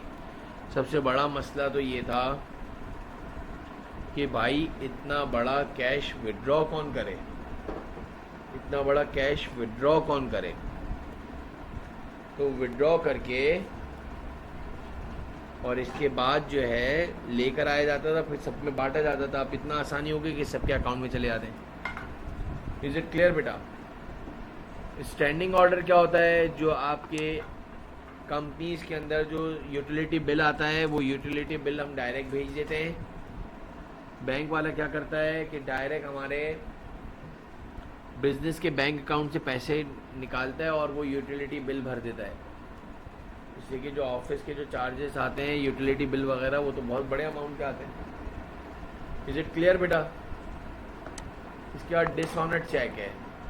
किसी कस्टमर ने चेक दिया है, किसी कस्टमर ने चेक दिया है, वो चेक आपने बड़ी खूबसूरती से अपने बैंक अकाउंट में जमा करवाए, वो जाता है क्लियरिंग के अंदर।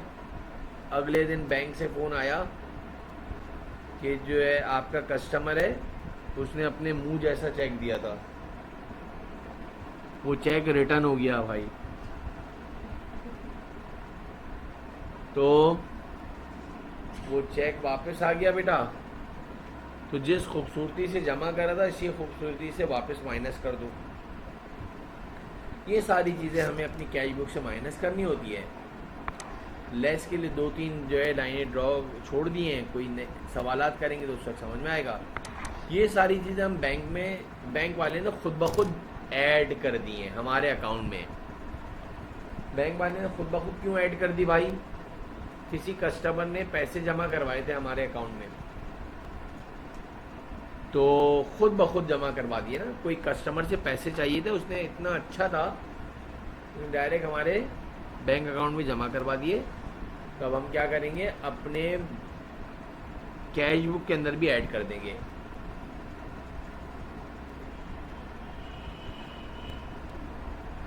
इज इट क्लियर बेटा?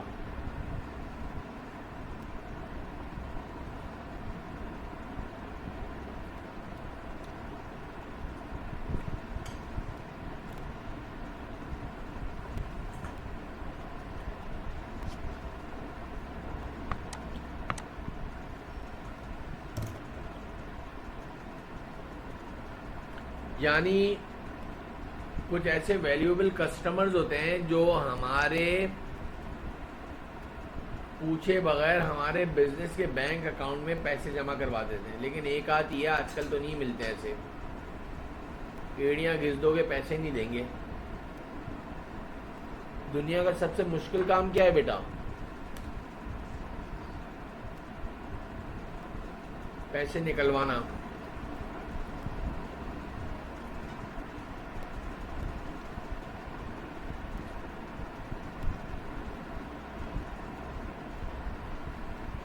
जी जैद,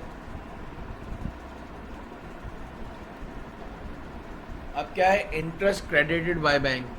कभी कभार बैंक वाला हमारे पैसे जो पड़े हुए होते हैं, जिस बैंक अकाउंट में हमारे पैसे पड़े हुए हैं उसके ऊपर कभी इंटरेस्ट भी देता है।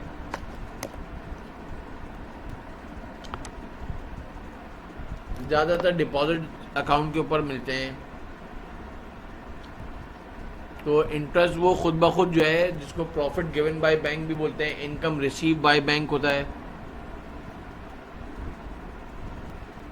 तो याद रख लीजिएगा, बैंक ने तो हमारे अकाउंट से ऐड कर दिए, हमें अपनी कैश बुक में ऐड करना होगा।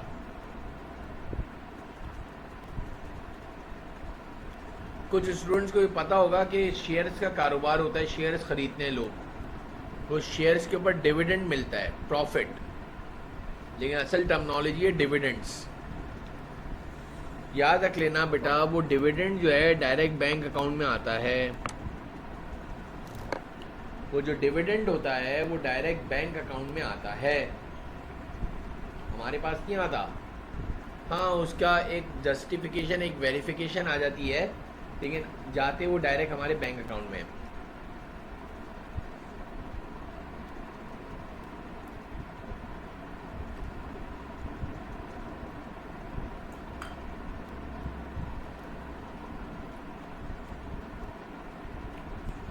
एक और बात याद रखना, ऊपर जगह नहीं थी इसलिए वापस लिखा है, अपने पास भी नोट डाउन कर लेना। डायरेक्ट डिपॉजिट बाय कस्टमर को क्रेडिट ट्रांसफर भी कहते हैं, और बैंकिंग की दुनिया में उसको बैंक गायरो भी कहते हैं। डायरेक्ट डिपॉजिट बाय कस्टमर के 2-3 नाम हैं, क्रेडिट ट्रांसफर,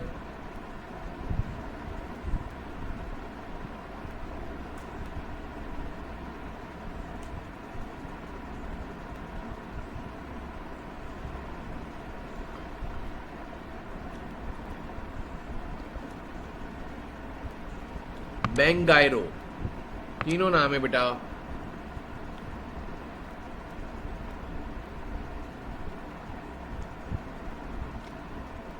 इतनी लंबी नहीं कहानी है सुफियान, गायरो को क्या एक्सप्लेन कर दें? अकाउंट, वो बैंकिंग सेक्टर का वर्ड है, तुम्हें क्या करना है इसका? डायरेक्ट डिपॉजिट बाय कस्टमर का नाम है बैंक गायरो। सुनते अच्छी ना तरह नहीं हो तुम सुफियान। जो कस्टमर तुम्हारे अकाउंट में डायरेक्ट पैसे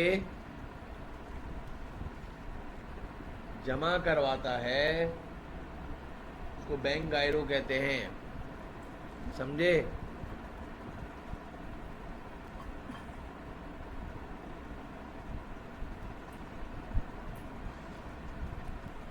बैंकिंग सेक्टर की टर्मिनोलॉजी है बैंक गायरो, इंग्लिश नहीं है।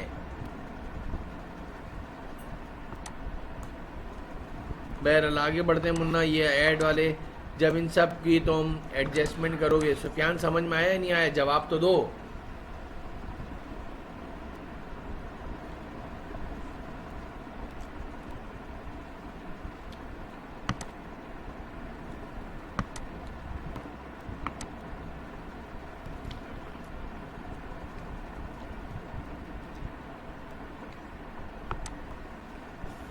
अब क्या है मुन्ना, जरा गौर से सुन लो जरा जल्दी से, शाबाश।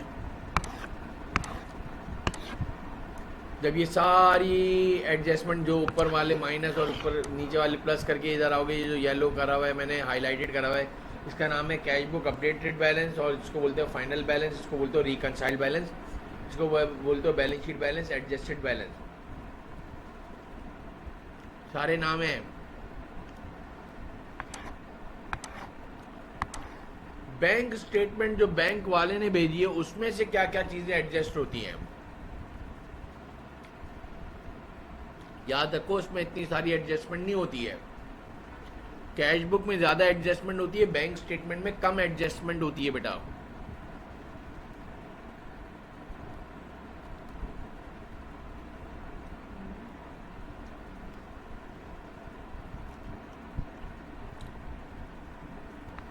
एक है unpresented cheques, outstanding cheques. Sir ये क्या होता है? फॉर एग्जाम्पल रिदा, मैंने तुम्हें जो है ना एक चेक दिया, मैंने आपसे गुड्स जो है वो परचेज करे थे, और वो गुड्स जो मैंने परचेज करे थे उधार, तो मुझे पेमेंट देनी थी तुम्हें 50,000 रुपए की।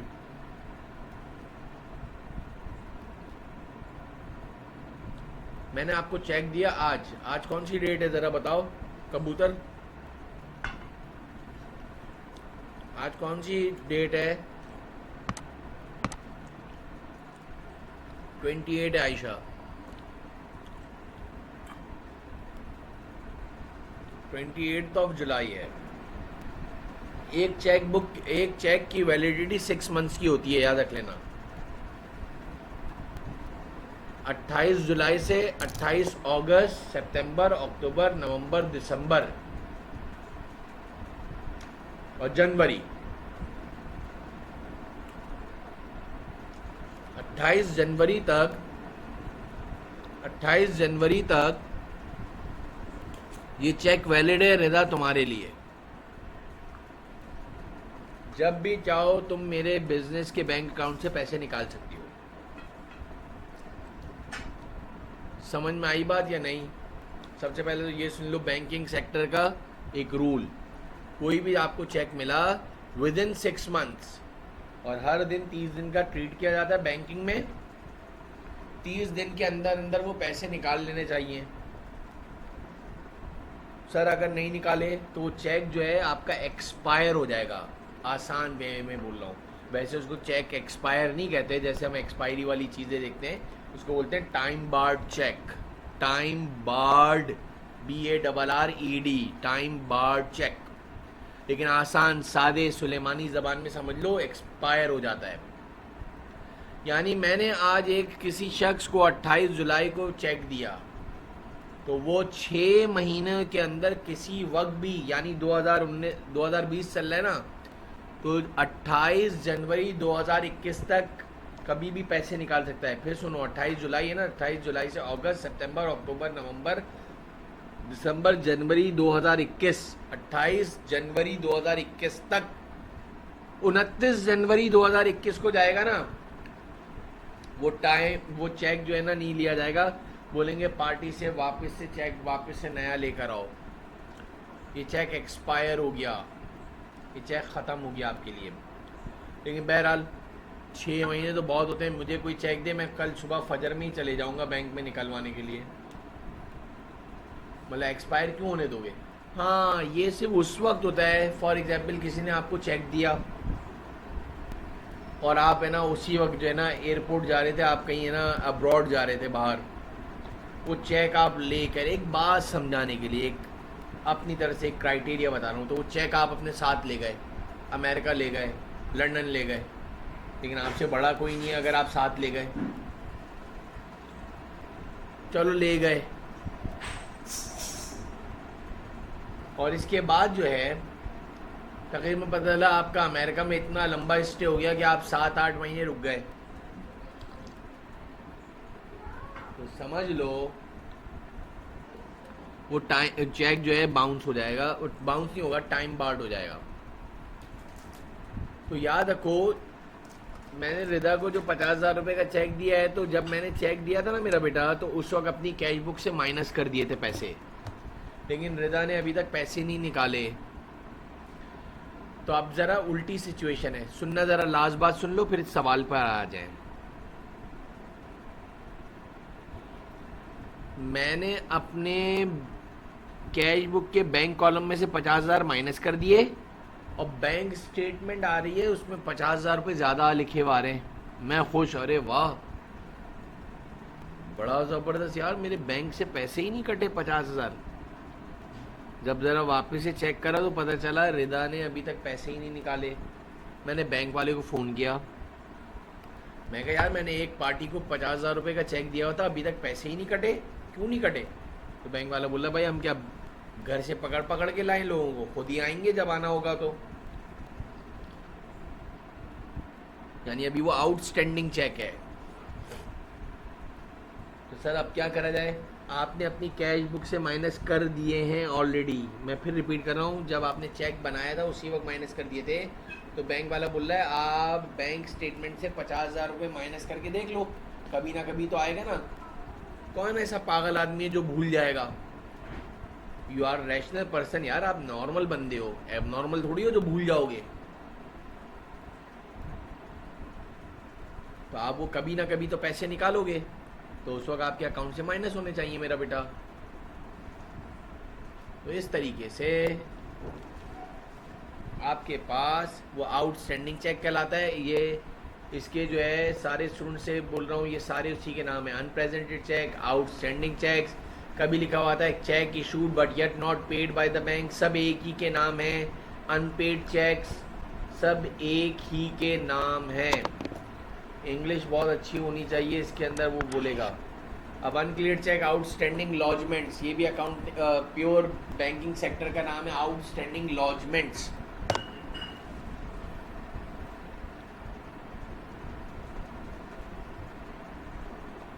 आपने किसी कस्टमर का चेक जमा करवाया, और कस्टमर का जो चेक आपने जमा करवाया मेरा बेटा,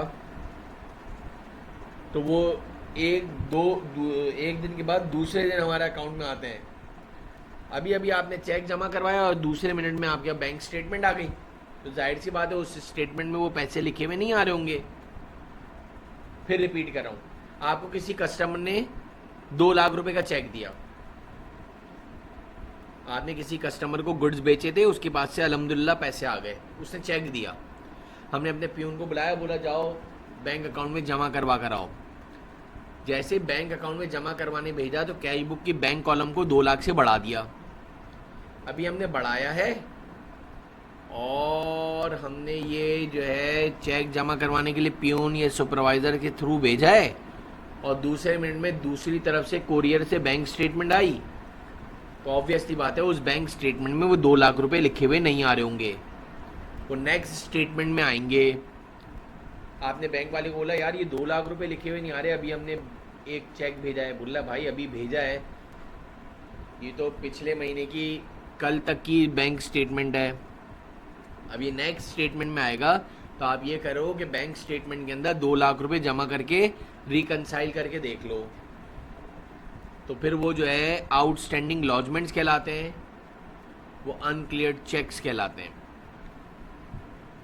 late deposit, deposit in transit, cash deposit but yet not posted, uncredited cheques सब एक ही के नाम है। यानी हमने अपनी कैश बुक में तो जमा कर लिए हैं, बैंक स्टेटमेंट में नहीं आए।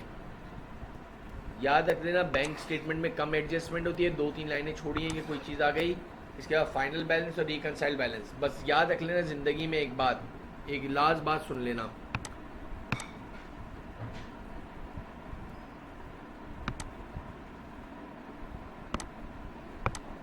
ये जो बैलेंस आ रहा है, जो मैंने ये ब्लू हाईलाइटेड करा है, इतनी डिटेल में मेरा बेटा इसलिए करवा दिया कि याद रहे हमने भी अपने टीचर से फर्स्ट टाइम एक दफ़ा समझी, तो अब हमें प्रैक्टिकली आती है। ये देखो बेटा, ये दोनों हमेशा हमेशा इक्वल होने चाहिए। अब ज़रा गौर से सुनिएगा,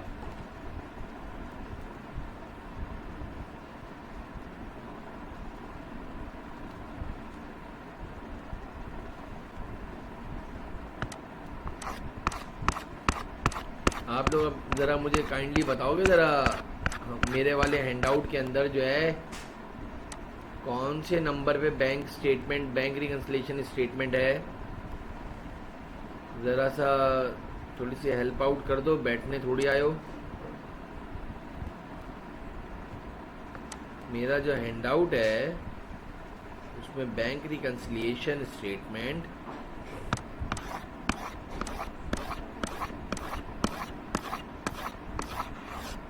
ये इधर से स्टार्ट हो रहा है। Bank reconciliation chapter number 15, it's, thank you Ayesha Mushra, इधर 124, पेज नंबर 124 देख लेते हैं ज़रा। बहुत ही आसान से ऊपर वाला फॉर्मेट याद होना चाहिए, अल्लाह के हुक्म से। कम टू द पॉइंट देख लेते हैं ज़रा।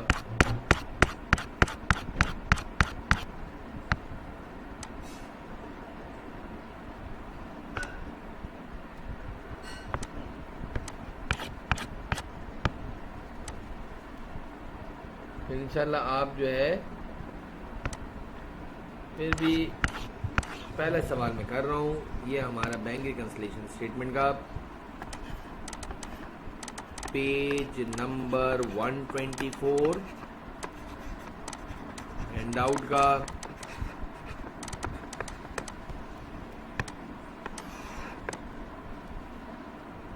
Bank reconciliation statement. Okay sir, सवाल पर आते हैं, एक सेकेंड है।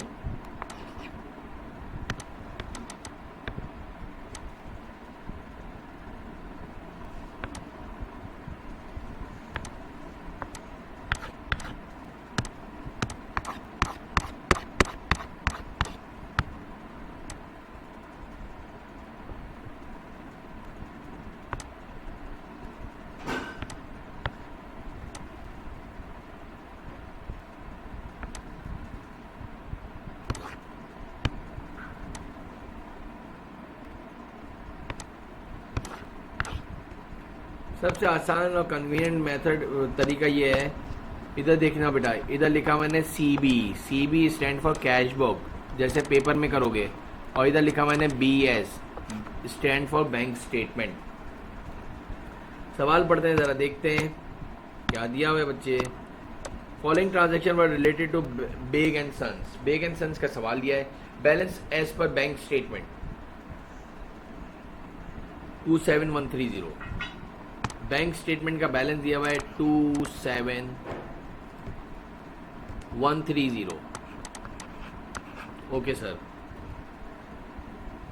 Balance as per cash book 19730 19730। यानी फर्स्ट और सेकंड के अंदर आपको बैलेंसेस दिए हुए थे। जब कुछ भी नहीं लिखा है, साइलेंट है, तो मतलब नॉर्मल बैलेंस है, याद रख लेना। जब भी कुछ भी नहीं लिखा है तो यानी नॉर्मल बैलेंस है। Okay sir. चेक ड्रॉन अच्छी तरह इंग्लिश पढ़ना, फिर कह रहा हूँ सारा इंग्लिश का। चेक ड्रॉन, चेक ड्रॉन का मतलब है आपने चेक से पेमेंट करी है। चेक ड्रॉन का मतलब आपने पेमेंट करी है। मैं फर्स्ट और लास्ट मरतबा बोल रहा हूँ। 7800 out of which cheque of 2500 and 1960 are still outstanding. Outstanding cheques जो है लेस होते थे। आउटस्टैंडिंग चेक्स कहाँ से लेस होते थे, ज़रा किसी को याद है? हमने चेक दिए लेकिन स्टिल आउटस्टैंडिंग, कहाँ से लेस होते थे? किसी को थोड़ा बहुत याद हुआ है फॉर्मेट? 2500 और 1960 फॉर्मेट जो है कॉपी करना अपने जो है रजिस्टर में, इसलिए कि याद करना पड़ेगा। बिल्कुल सॉर्ट ऑफ कंट्रोल अकाउंट की तरह है।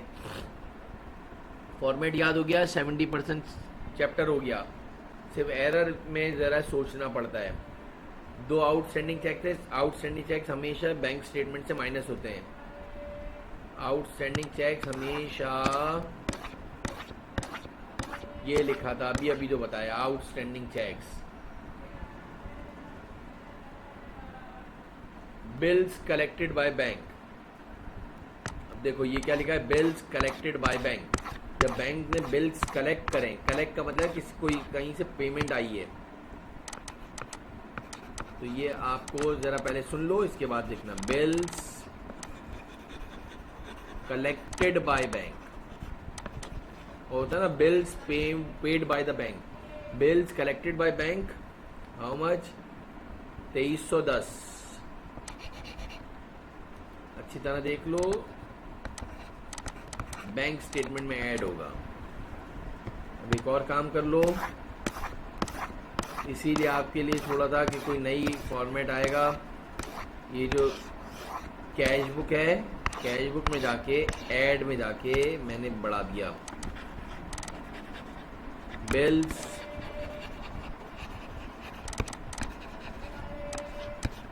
Collected by bank. Bills collected by bank. अगर कोई नई चीज़ आए, इतना ज़बरदस्त सा फॉर्मेट बनाना, कुछ लाइनें छोड़ देना, आसानी हो जाएगी। पूरे you got the full marks. इसके बाद आ जाते हैं आगे। Deposit in companies account but not shown in the cash book. क्या मतलब हुआ, कोई बताएगा?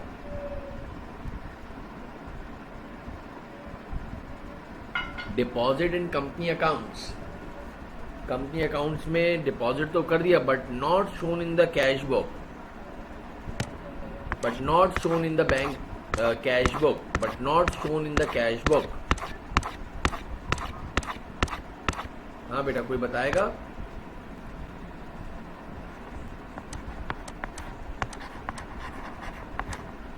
But not shown in the cash book, cash book में नहीं दिखाया। 6000 रुपये, 6000 रुपये आपने कैश बुक में ऐड कर दिए। Deposit not shown in cash book, तो कैश बुक में ऐड कर दो मेरा बेटा। 1 2 3 4 5 हो गई। इतना बड़ा सवाल नहीं आएगा। फिर वही वाली बात, सिर्फ आपको प्रैक्टिसिंग के लिए दिया है ताकि ज़्यादा से ज़्यादा वैरायटी मिल जाए। Cheque send for collection. Collection का मतलब होता है डिपॉजिट्स। कलेक्शन का मतलब होता है deposit. But still not collected, but still not collected, but still not collected.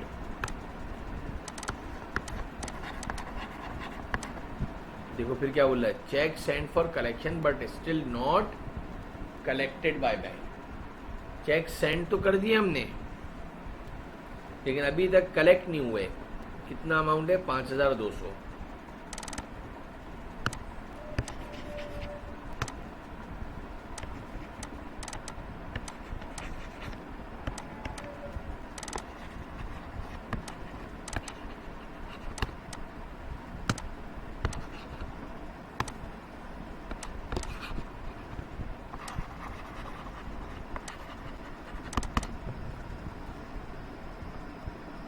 Bank charges not entered in the cash book 170. Bank charges कहाँ से माइनस होता है ये तो पता ही होगा यार, इतनी डिटेल में बताया था. बैंक चार्जेस कहाँ से माइनस होता है? सो रहे हो क्या?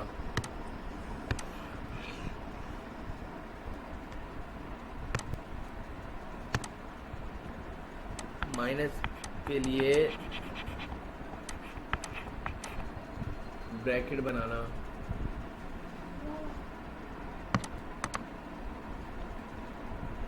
जरा आयशा ये जरा कैलकुलेटर चलाना मेरा बेटा.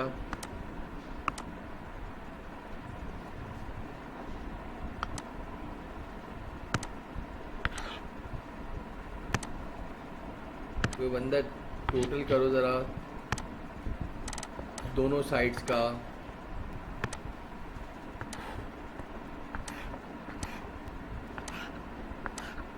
ओपनिंग बैलेंसेस थे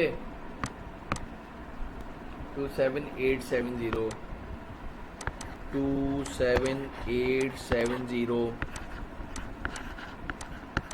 जो जो चीज़ें कैश बुक से माइनस होनी है वो कैश बुक में डालिए, जो चीज़ें बैंक स्टेटमेंट में डालनी थी वो बैंक स्टेटमेंट में डालिए मेरा बेटा.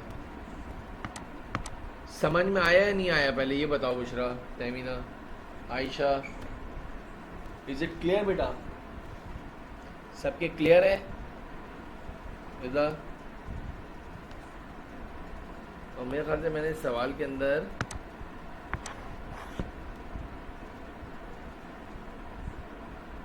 देख लो अच्छी तरीके से, आंसर भी लिख के दिए मैंने. 27870 मेरा बेटा, 27870. ज़रा एक मुझे क्वेश्चन नंबर 2 तो करके दो मेरा बेटा. क्वेश्चन नंबर 2 तो करके दो, जैसा भी हो. वही वाली बात, 1 सही होगा, 2 सही होंगे, 3 सही हो सकते हैं, 4 हो सकते हैं, इस तरह. शाबाश.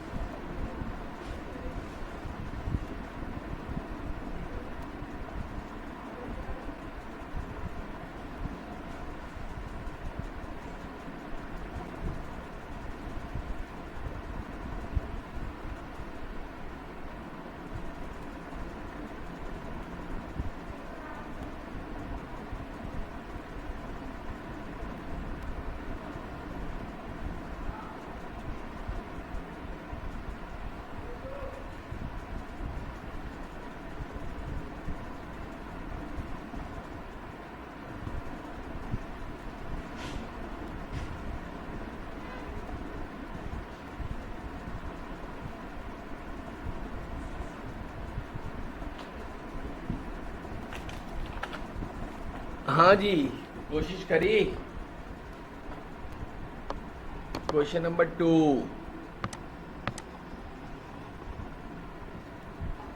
वेरी गुड बेटा Sufiyan. Passbook is the bank statement को कहते हैं. मैंने लिखा हुआ भी था पासबुक बिल्कुल सही कह रहे हो, देख लेते हैं, ऊपर लिखा भी है, मैंने नहीं लिखा। ये रहा मेरे बेटा सुफियान बैंक स्टेटमेंट पासबुक, सबसे पहले लिखा हुआ है।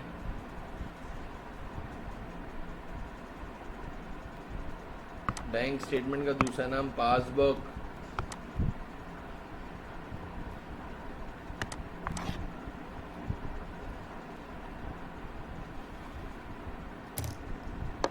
किसी से भी नहीं हुआ अभी तक क्वेश्चन नंबर 2?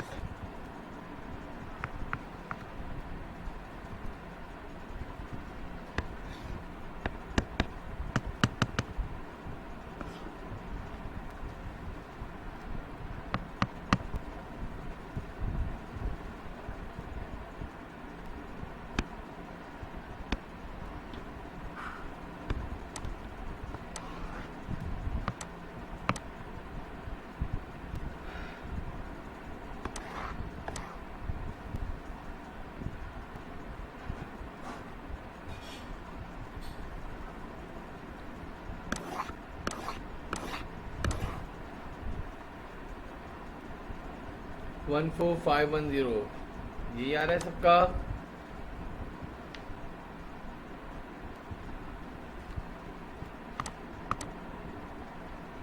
अल्हम्दुलिल्लाह, देख लो इधर।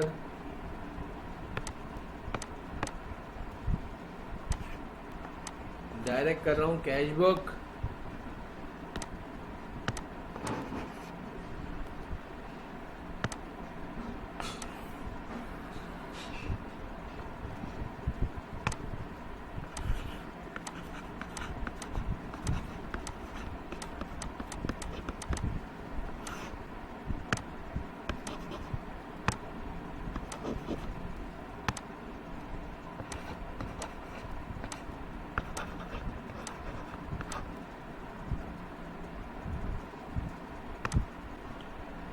A study of cash record in bank statement of Noor and Company revealed the following.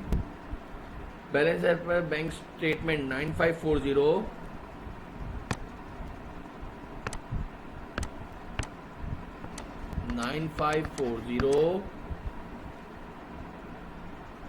Balance as per cash book 13117.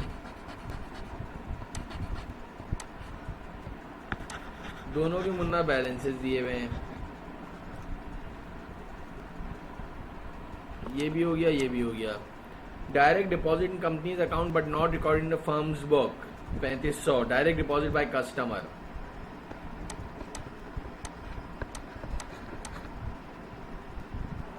1 और 2 ये था। 3 में डायरेक्ट डिपॉजिट बाय कस्टमर, आपको पता होना चाहिए डायरेक्ट डिपॉजिट बाय कस्टमर जो है कैश बुक के अंदर ऐड होता है। Third, fourth, check deposited but not shown in the passbook. Passbook का मतलब चेक डिपॉजिट करा है 6720, यानी बच्चे इतने चीते हो जाते हैं, डायरेक्ट करते हैं बच्चे।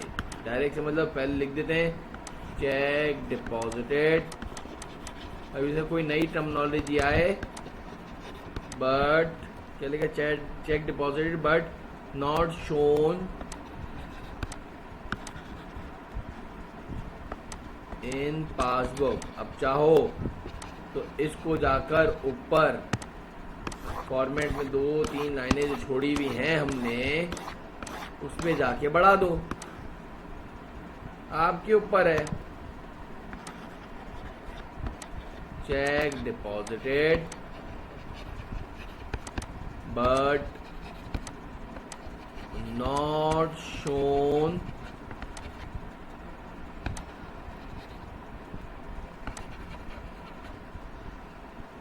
In passbook.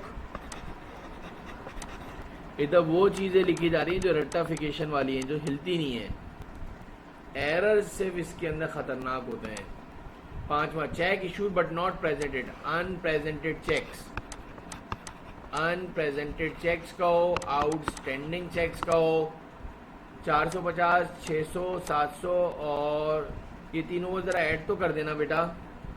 450, 600 और 700 को जरा ऐड तो कर दो यार।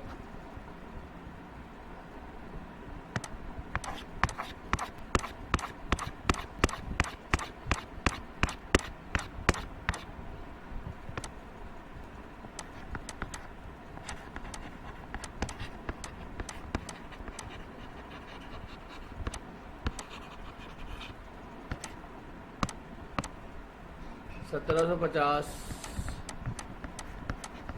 अच्छा सर, फिर 6, इंटरेस्ट क्रेडिटेड बाय बैंक 223 लिखा हुआ था, ये तो फॉर्मेट में लिखा हुआ है। Interest credited by bank, bank ने इंटरेस्ट दिया है। इंटरेस्ट, बैंक का क्रेडिट हमारा डेबिट, बैंक का क्रेडिट हमारा debit. Interest credited by bank यानी बैंक ने हमारे अकाउंट को बढ़ा दिया, तो आप अपनी कैश बुक को भी बढ़ा दो।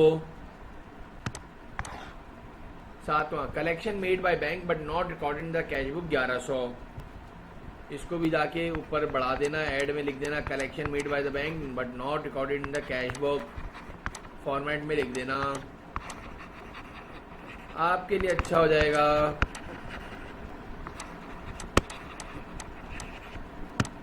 Okay sir, what next?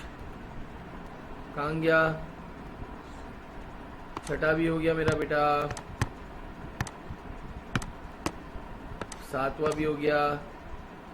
Check issued for liabilities but not credited in the cash book, क्या जबरदस्त बात कह रहा है, ये अच्छी चीज दिखी है। देखो, चेक इशूड फॉर लाइबिलिटीज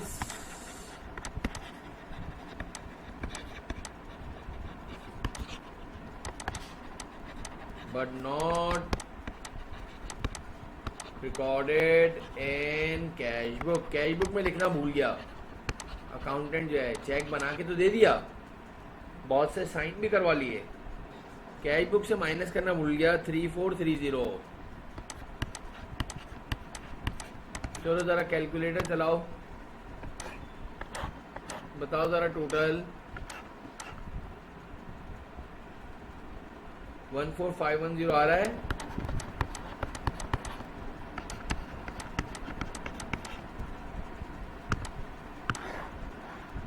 हाँ बेटा, समझ में आ रहा है। इतने बड़े सवाल नहीं आते, सिर्फ दो एरर आएंगे पेपर में, लेकिन ये अगर सवाल कर लिए कभी जैद F3 तक के लिए, ये तो अभी आज पढ़ाया गया है रिदा तैमीना, ये आपको F3 तक के लेवल की बैंक रिकन्सिलिएशन इसलिए तो इतनी डिटेल में बताइए थ्योरी, कि हमेशा याद रखो ना FA2 में पढ़ने की ज़रूरत पड़ेगी ना F3 में, फॉर श्योर बात कह रहा हूँ। जैसे वेट हो गया है, कंट्रोल अकाउंट हो गया है, बैंक रिकन्सिलिएशन हो गया, एरर एंड सस्पेंस अकाउंट हो गया, बुक्स ऑफ प्राइम एंट्री हो गई, ये FA1 में है। बल्कि इसको यूँ कहना गलत नहीं होगा कि ये these are the backbones of the financial statements, financial accounting. और ये FA1 में भी आपके एग्जामिन होता है, FA2 में भी होता है और F3 में भी होता है। और इसमें एक डॉट का भी इजाफा नहीं है FA2 में, एक डॉट का भी इजाफा नहीं है F3 में। अब अगर अच्छी तरह कर लो तो मैं आपको गारंटी देता हूँ कि आपके ये 7 पेपरों में से 3 पेपरों की तो जान छूट जाएगी। That is FA1, FA2, F3। लेकिन अनटिल अनलेस जब तक आपकी डेडिकेशन होनी चाहिए, आपका कंसंट्रेशन होना चाहिए, आपको शौक़ हो कि यार मैं ये सवालात करूं। इतने बड़े बड़े हैंडआउट क्यों दिए हैं यार, ये हैंडआउट में इतने सवालात क्यों दिए हैं? हम भी तो MCQs करवा सकते हैं ना यार। कभी सोचो तो, ठंडे दिमाग से सोचो तो ज़रा, ताकि ये अच्छी तरह से याद हो जाए मेरा बेटा। कुछ बात समझ में आई है? पहले ये बताओ, इसमें से कोई सवाल है तो पूछ लो। जितने भी स्टूडेंट्स बैठे हुए हैं ज़रा मुझे बताओ, is it clear, all clear? कोई नई जैद, रिदा, कोई भी चीज़, बुशरा, कोई ऐसी टर्मिनोलॉजी जो अच्छी आई हो और ऊपर फॉर्मेट में ना लिखी हुई हो तो अपने रजिस्टर में बढ़ा लेना ईमान, फिक्स वाली। अब ज़रा एरर के ऊपर, सर आप एरर कर रहे हैं, वो एरर्स हैं क्या? उसका रट्टाफिकेशन नहीं है मेरा बेटा। एक छोटा सा गो थ्रू देख लें तो फिर इंशाल्लाह फिर नेक्स्ट क्लास के अंदर करेंगे और मज़ीद आगे। वेट करो।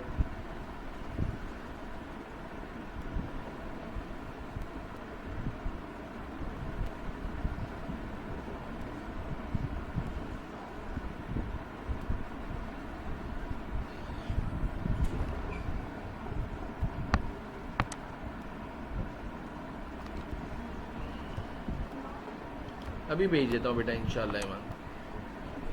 वो last books of prime entry का भी बोला था मालिका ने, बुशरा ने, मेरे ख्याल आई थिंक, पता नहीं। तो एक से ये बताना है, ये तो सीधे सीधे हैं, सारी चीज़ें ऐसे ही डाल दोगे। एरर के ऊपर बात कर रहा हूँ, तुम समझ जाओगे। जिस तरह के error bank control account reconciliation, control account तुम लोगों ने बहुत अच्छा समझा था, बहुत अच्छा। इस तरह के इनमें सिर्फ बच्चे को प्रॉब्लम क्या देती है, वो जो एरर्स देगा ना, इसकी एक मैं अभी बता दे रहा हूँ आपको।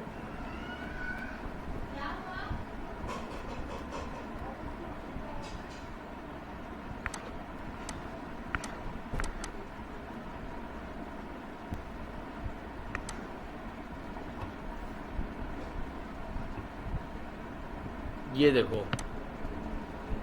आप सारे स्टूडेंट से मुखातिब हूँ इसी सवालात में। ज़रा क्वेश्चन नंबर 6 पे चले जाओ सारे। A study of the cash record of Noman Khan traders for the month of December 2005 revealed the following information। आगे जाके ना ओवरड्राफ्ट के उसमें, हाँ, ओवरड्राफ्ट के अंदर जो आके शुरू हो जाता है उसके अंदर क्वेश्चन नंबर 6 एकदम मिला है। मिला बेटा सबको?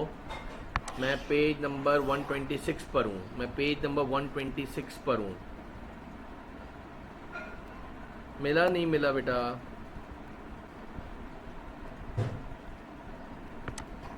एक्टिवली नहीं बैठते हो यार। मिल गया भाई? नहीं मिला? हैंडआउट के अंदर पेज नंबर 126 क्वेश्चन नंबर 6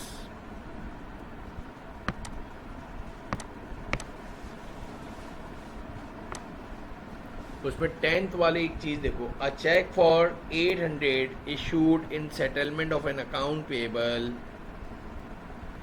एक चेक दिया है तुमने 800 रुपए का in settlement of an account payable was erroneously entered into cash book as 500। एक चीज आपको माइनस करनी थी 800 रुपए से, आपने चेक दिया था कितने का, 800 रुपए का। आपने 800 रुपए का चेक दिया था और आपको question number 6 page number 126 entry number 10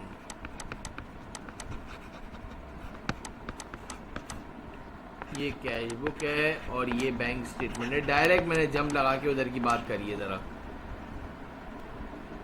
A check of 800 issued in settlement of account payable was erroneously entered in the cash book as 500। यार कैश बुक से 800 रुपए माइनस करने चाहिए थे, अकाउंटेंट ने सिर्फ 500 माइनस करे हैं। तुमने किसी को चेक कितने का दिया है, कोई बताएगा मुझे सुफियान? इसका मतलब चेक कितने का दिया हमने, इशूड कितने का करा, 800 रुपये। हमारे बैंक अकाउंट से भी कितने पैसे निकलेंगे, 800 रुपये। लेकिन तुमने अपनी कैश बुक में कितना लिख दिया है रजा? हमने अपनी कैश बुक से कितने माइनस करे हैं? वॉज एरनेसली, गलती से, entered into cash book as 500। हमने अपनी कैश बुक से में कितने लिख दिए हैं? नहीं आ रही बात समझ में?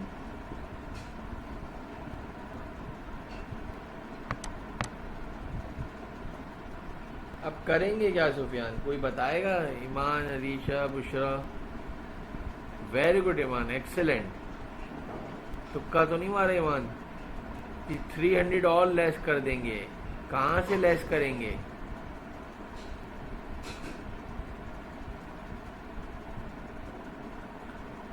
कैश बुक से। वेरी गुड बेटा, एक्सेलेंट। तो ये क्या करोगे, दीज आर कॉल्ड एरर। तो 300 और जाके लेस करूंगा मजीद। ये अब लेकिन इस दर एक और बात बताओ ज़रा, देखता हूँ कितना समझ में आया। अपनी तरफ से बता रहा हूँ। चेक ऑफ रुपीज़ 800 का इशू करा in settlement of account payable was erroneously entered in the cash book as 5000। अपनी चेक बुक से, कैश बुक से कितने माइनस कर दिए, 5000। चेक कितने का दिया था, 800 का। बैंक से निकलेंगे भी कितने, 800। लेकिन अपनी कैश बुक में कितने लिख दिए, 5000। अपनी तरफ से चेंज कर दिया मैंने मामला। थोड़ी देर के लिए समझो ये नहीं है। चेक दिया था 800 का। वेरी गुड बेटा। 4200 ऐड कर देंगे। कहाँ ऐड कर देंगे,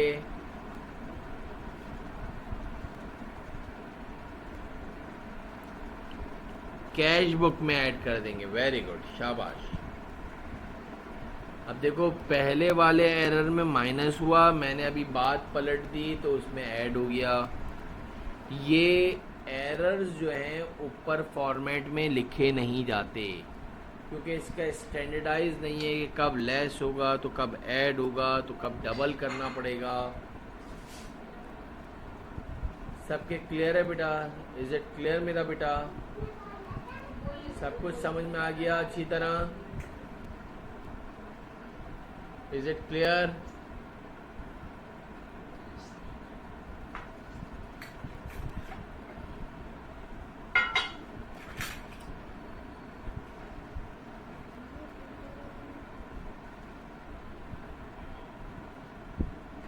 इज इट क्लियर?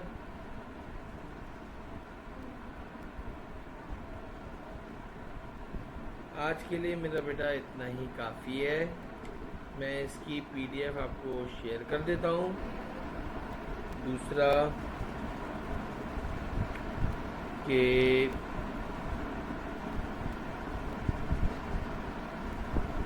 इसके लेंदी वाले सवालात करके रखिएगा, फिर इंशाल्लाह इससे आगे और MCQs भी करने की कोशिश करना।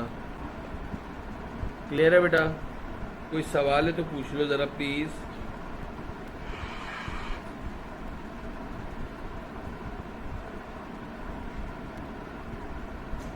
कोई सवाल है तो पूछ लो।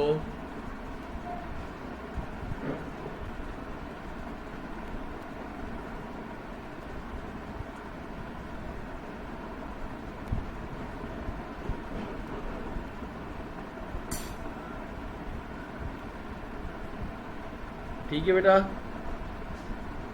कोई क्वेश्चन है तो पूछ लो।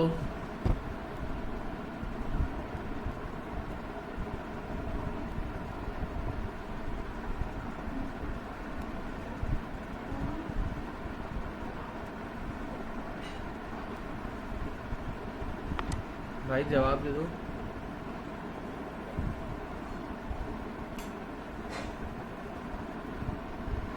ठीक है बेटा,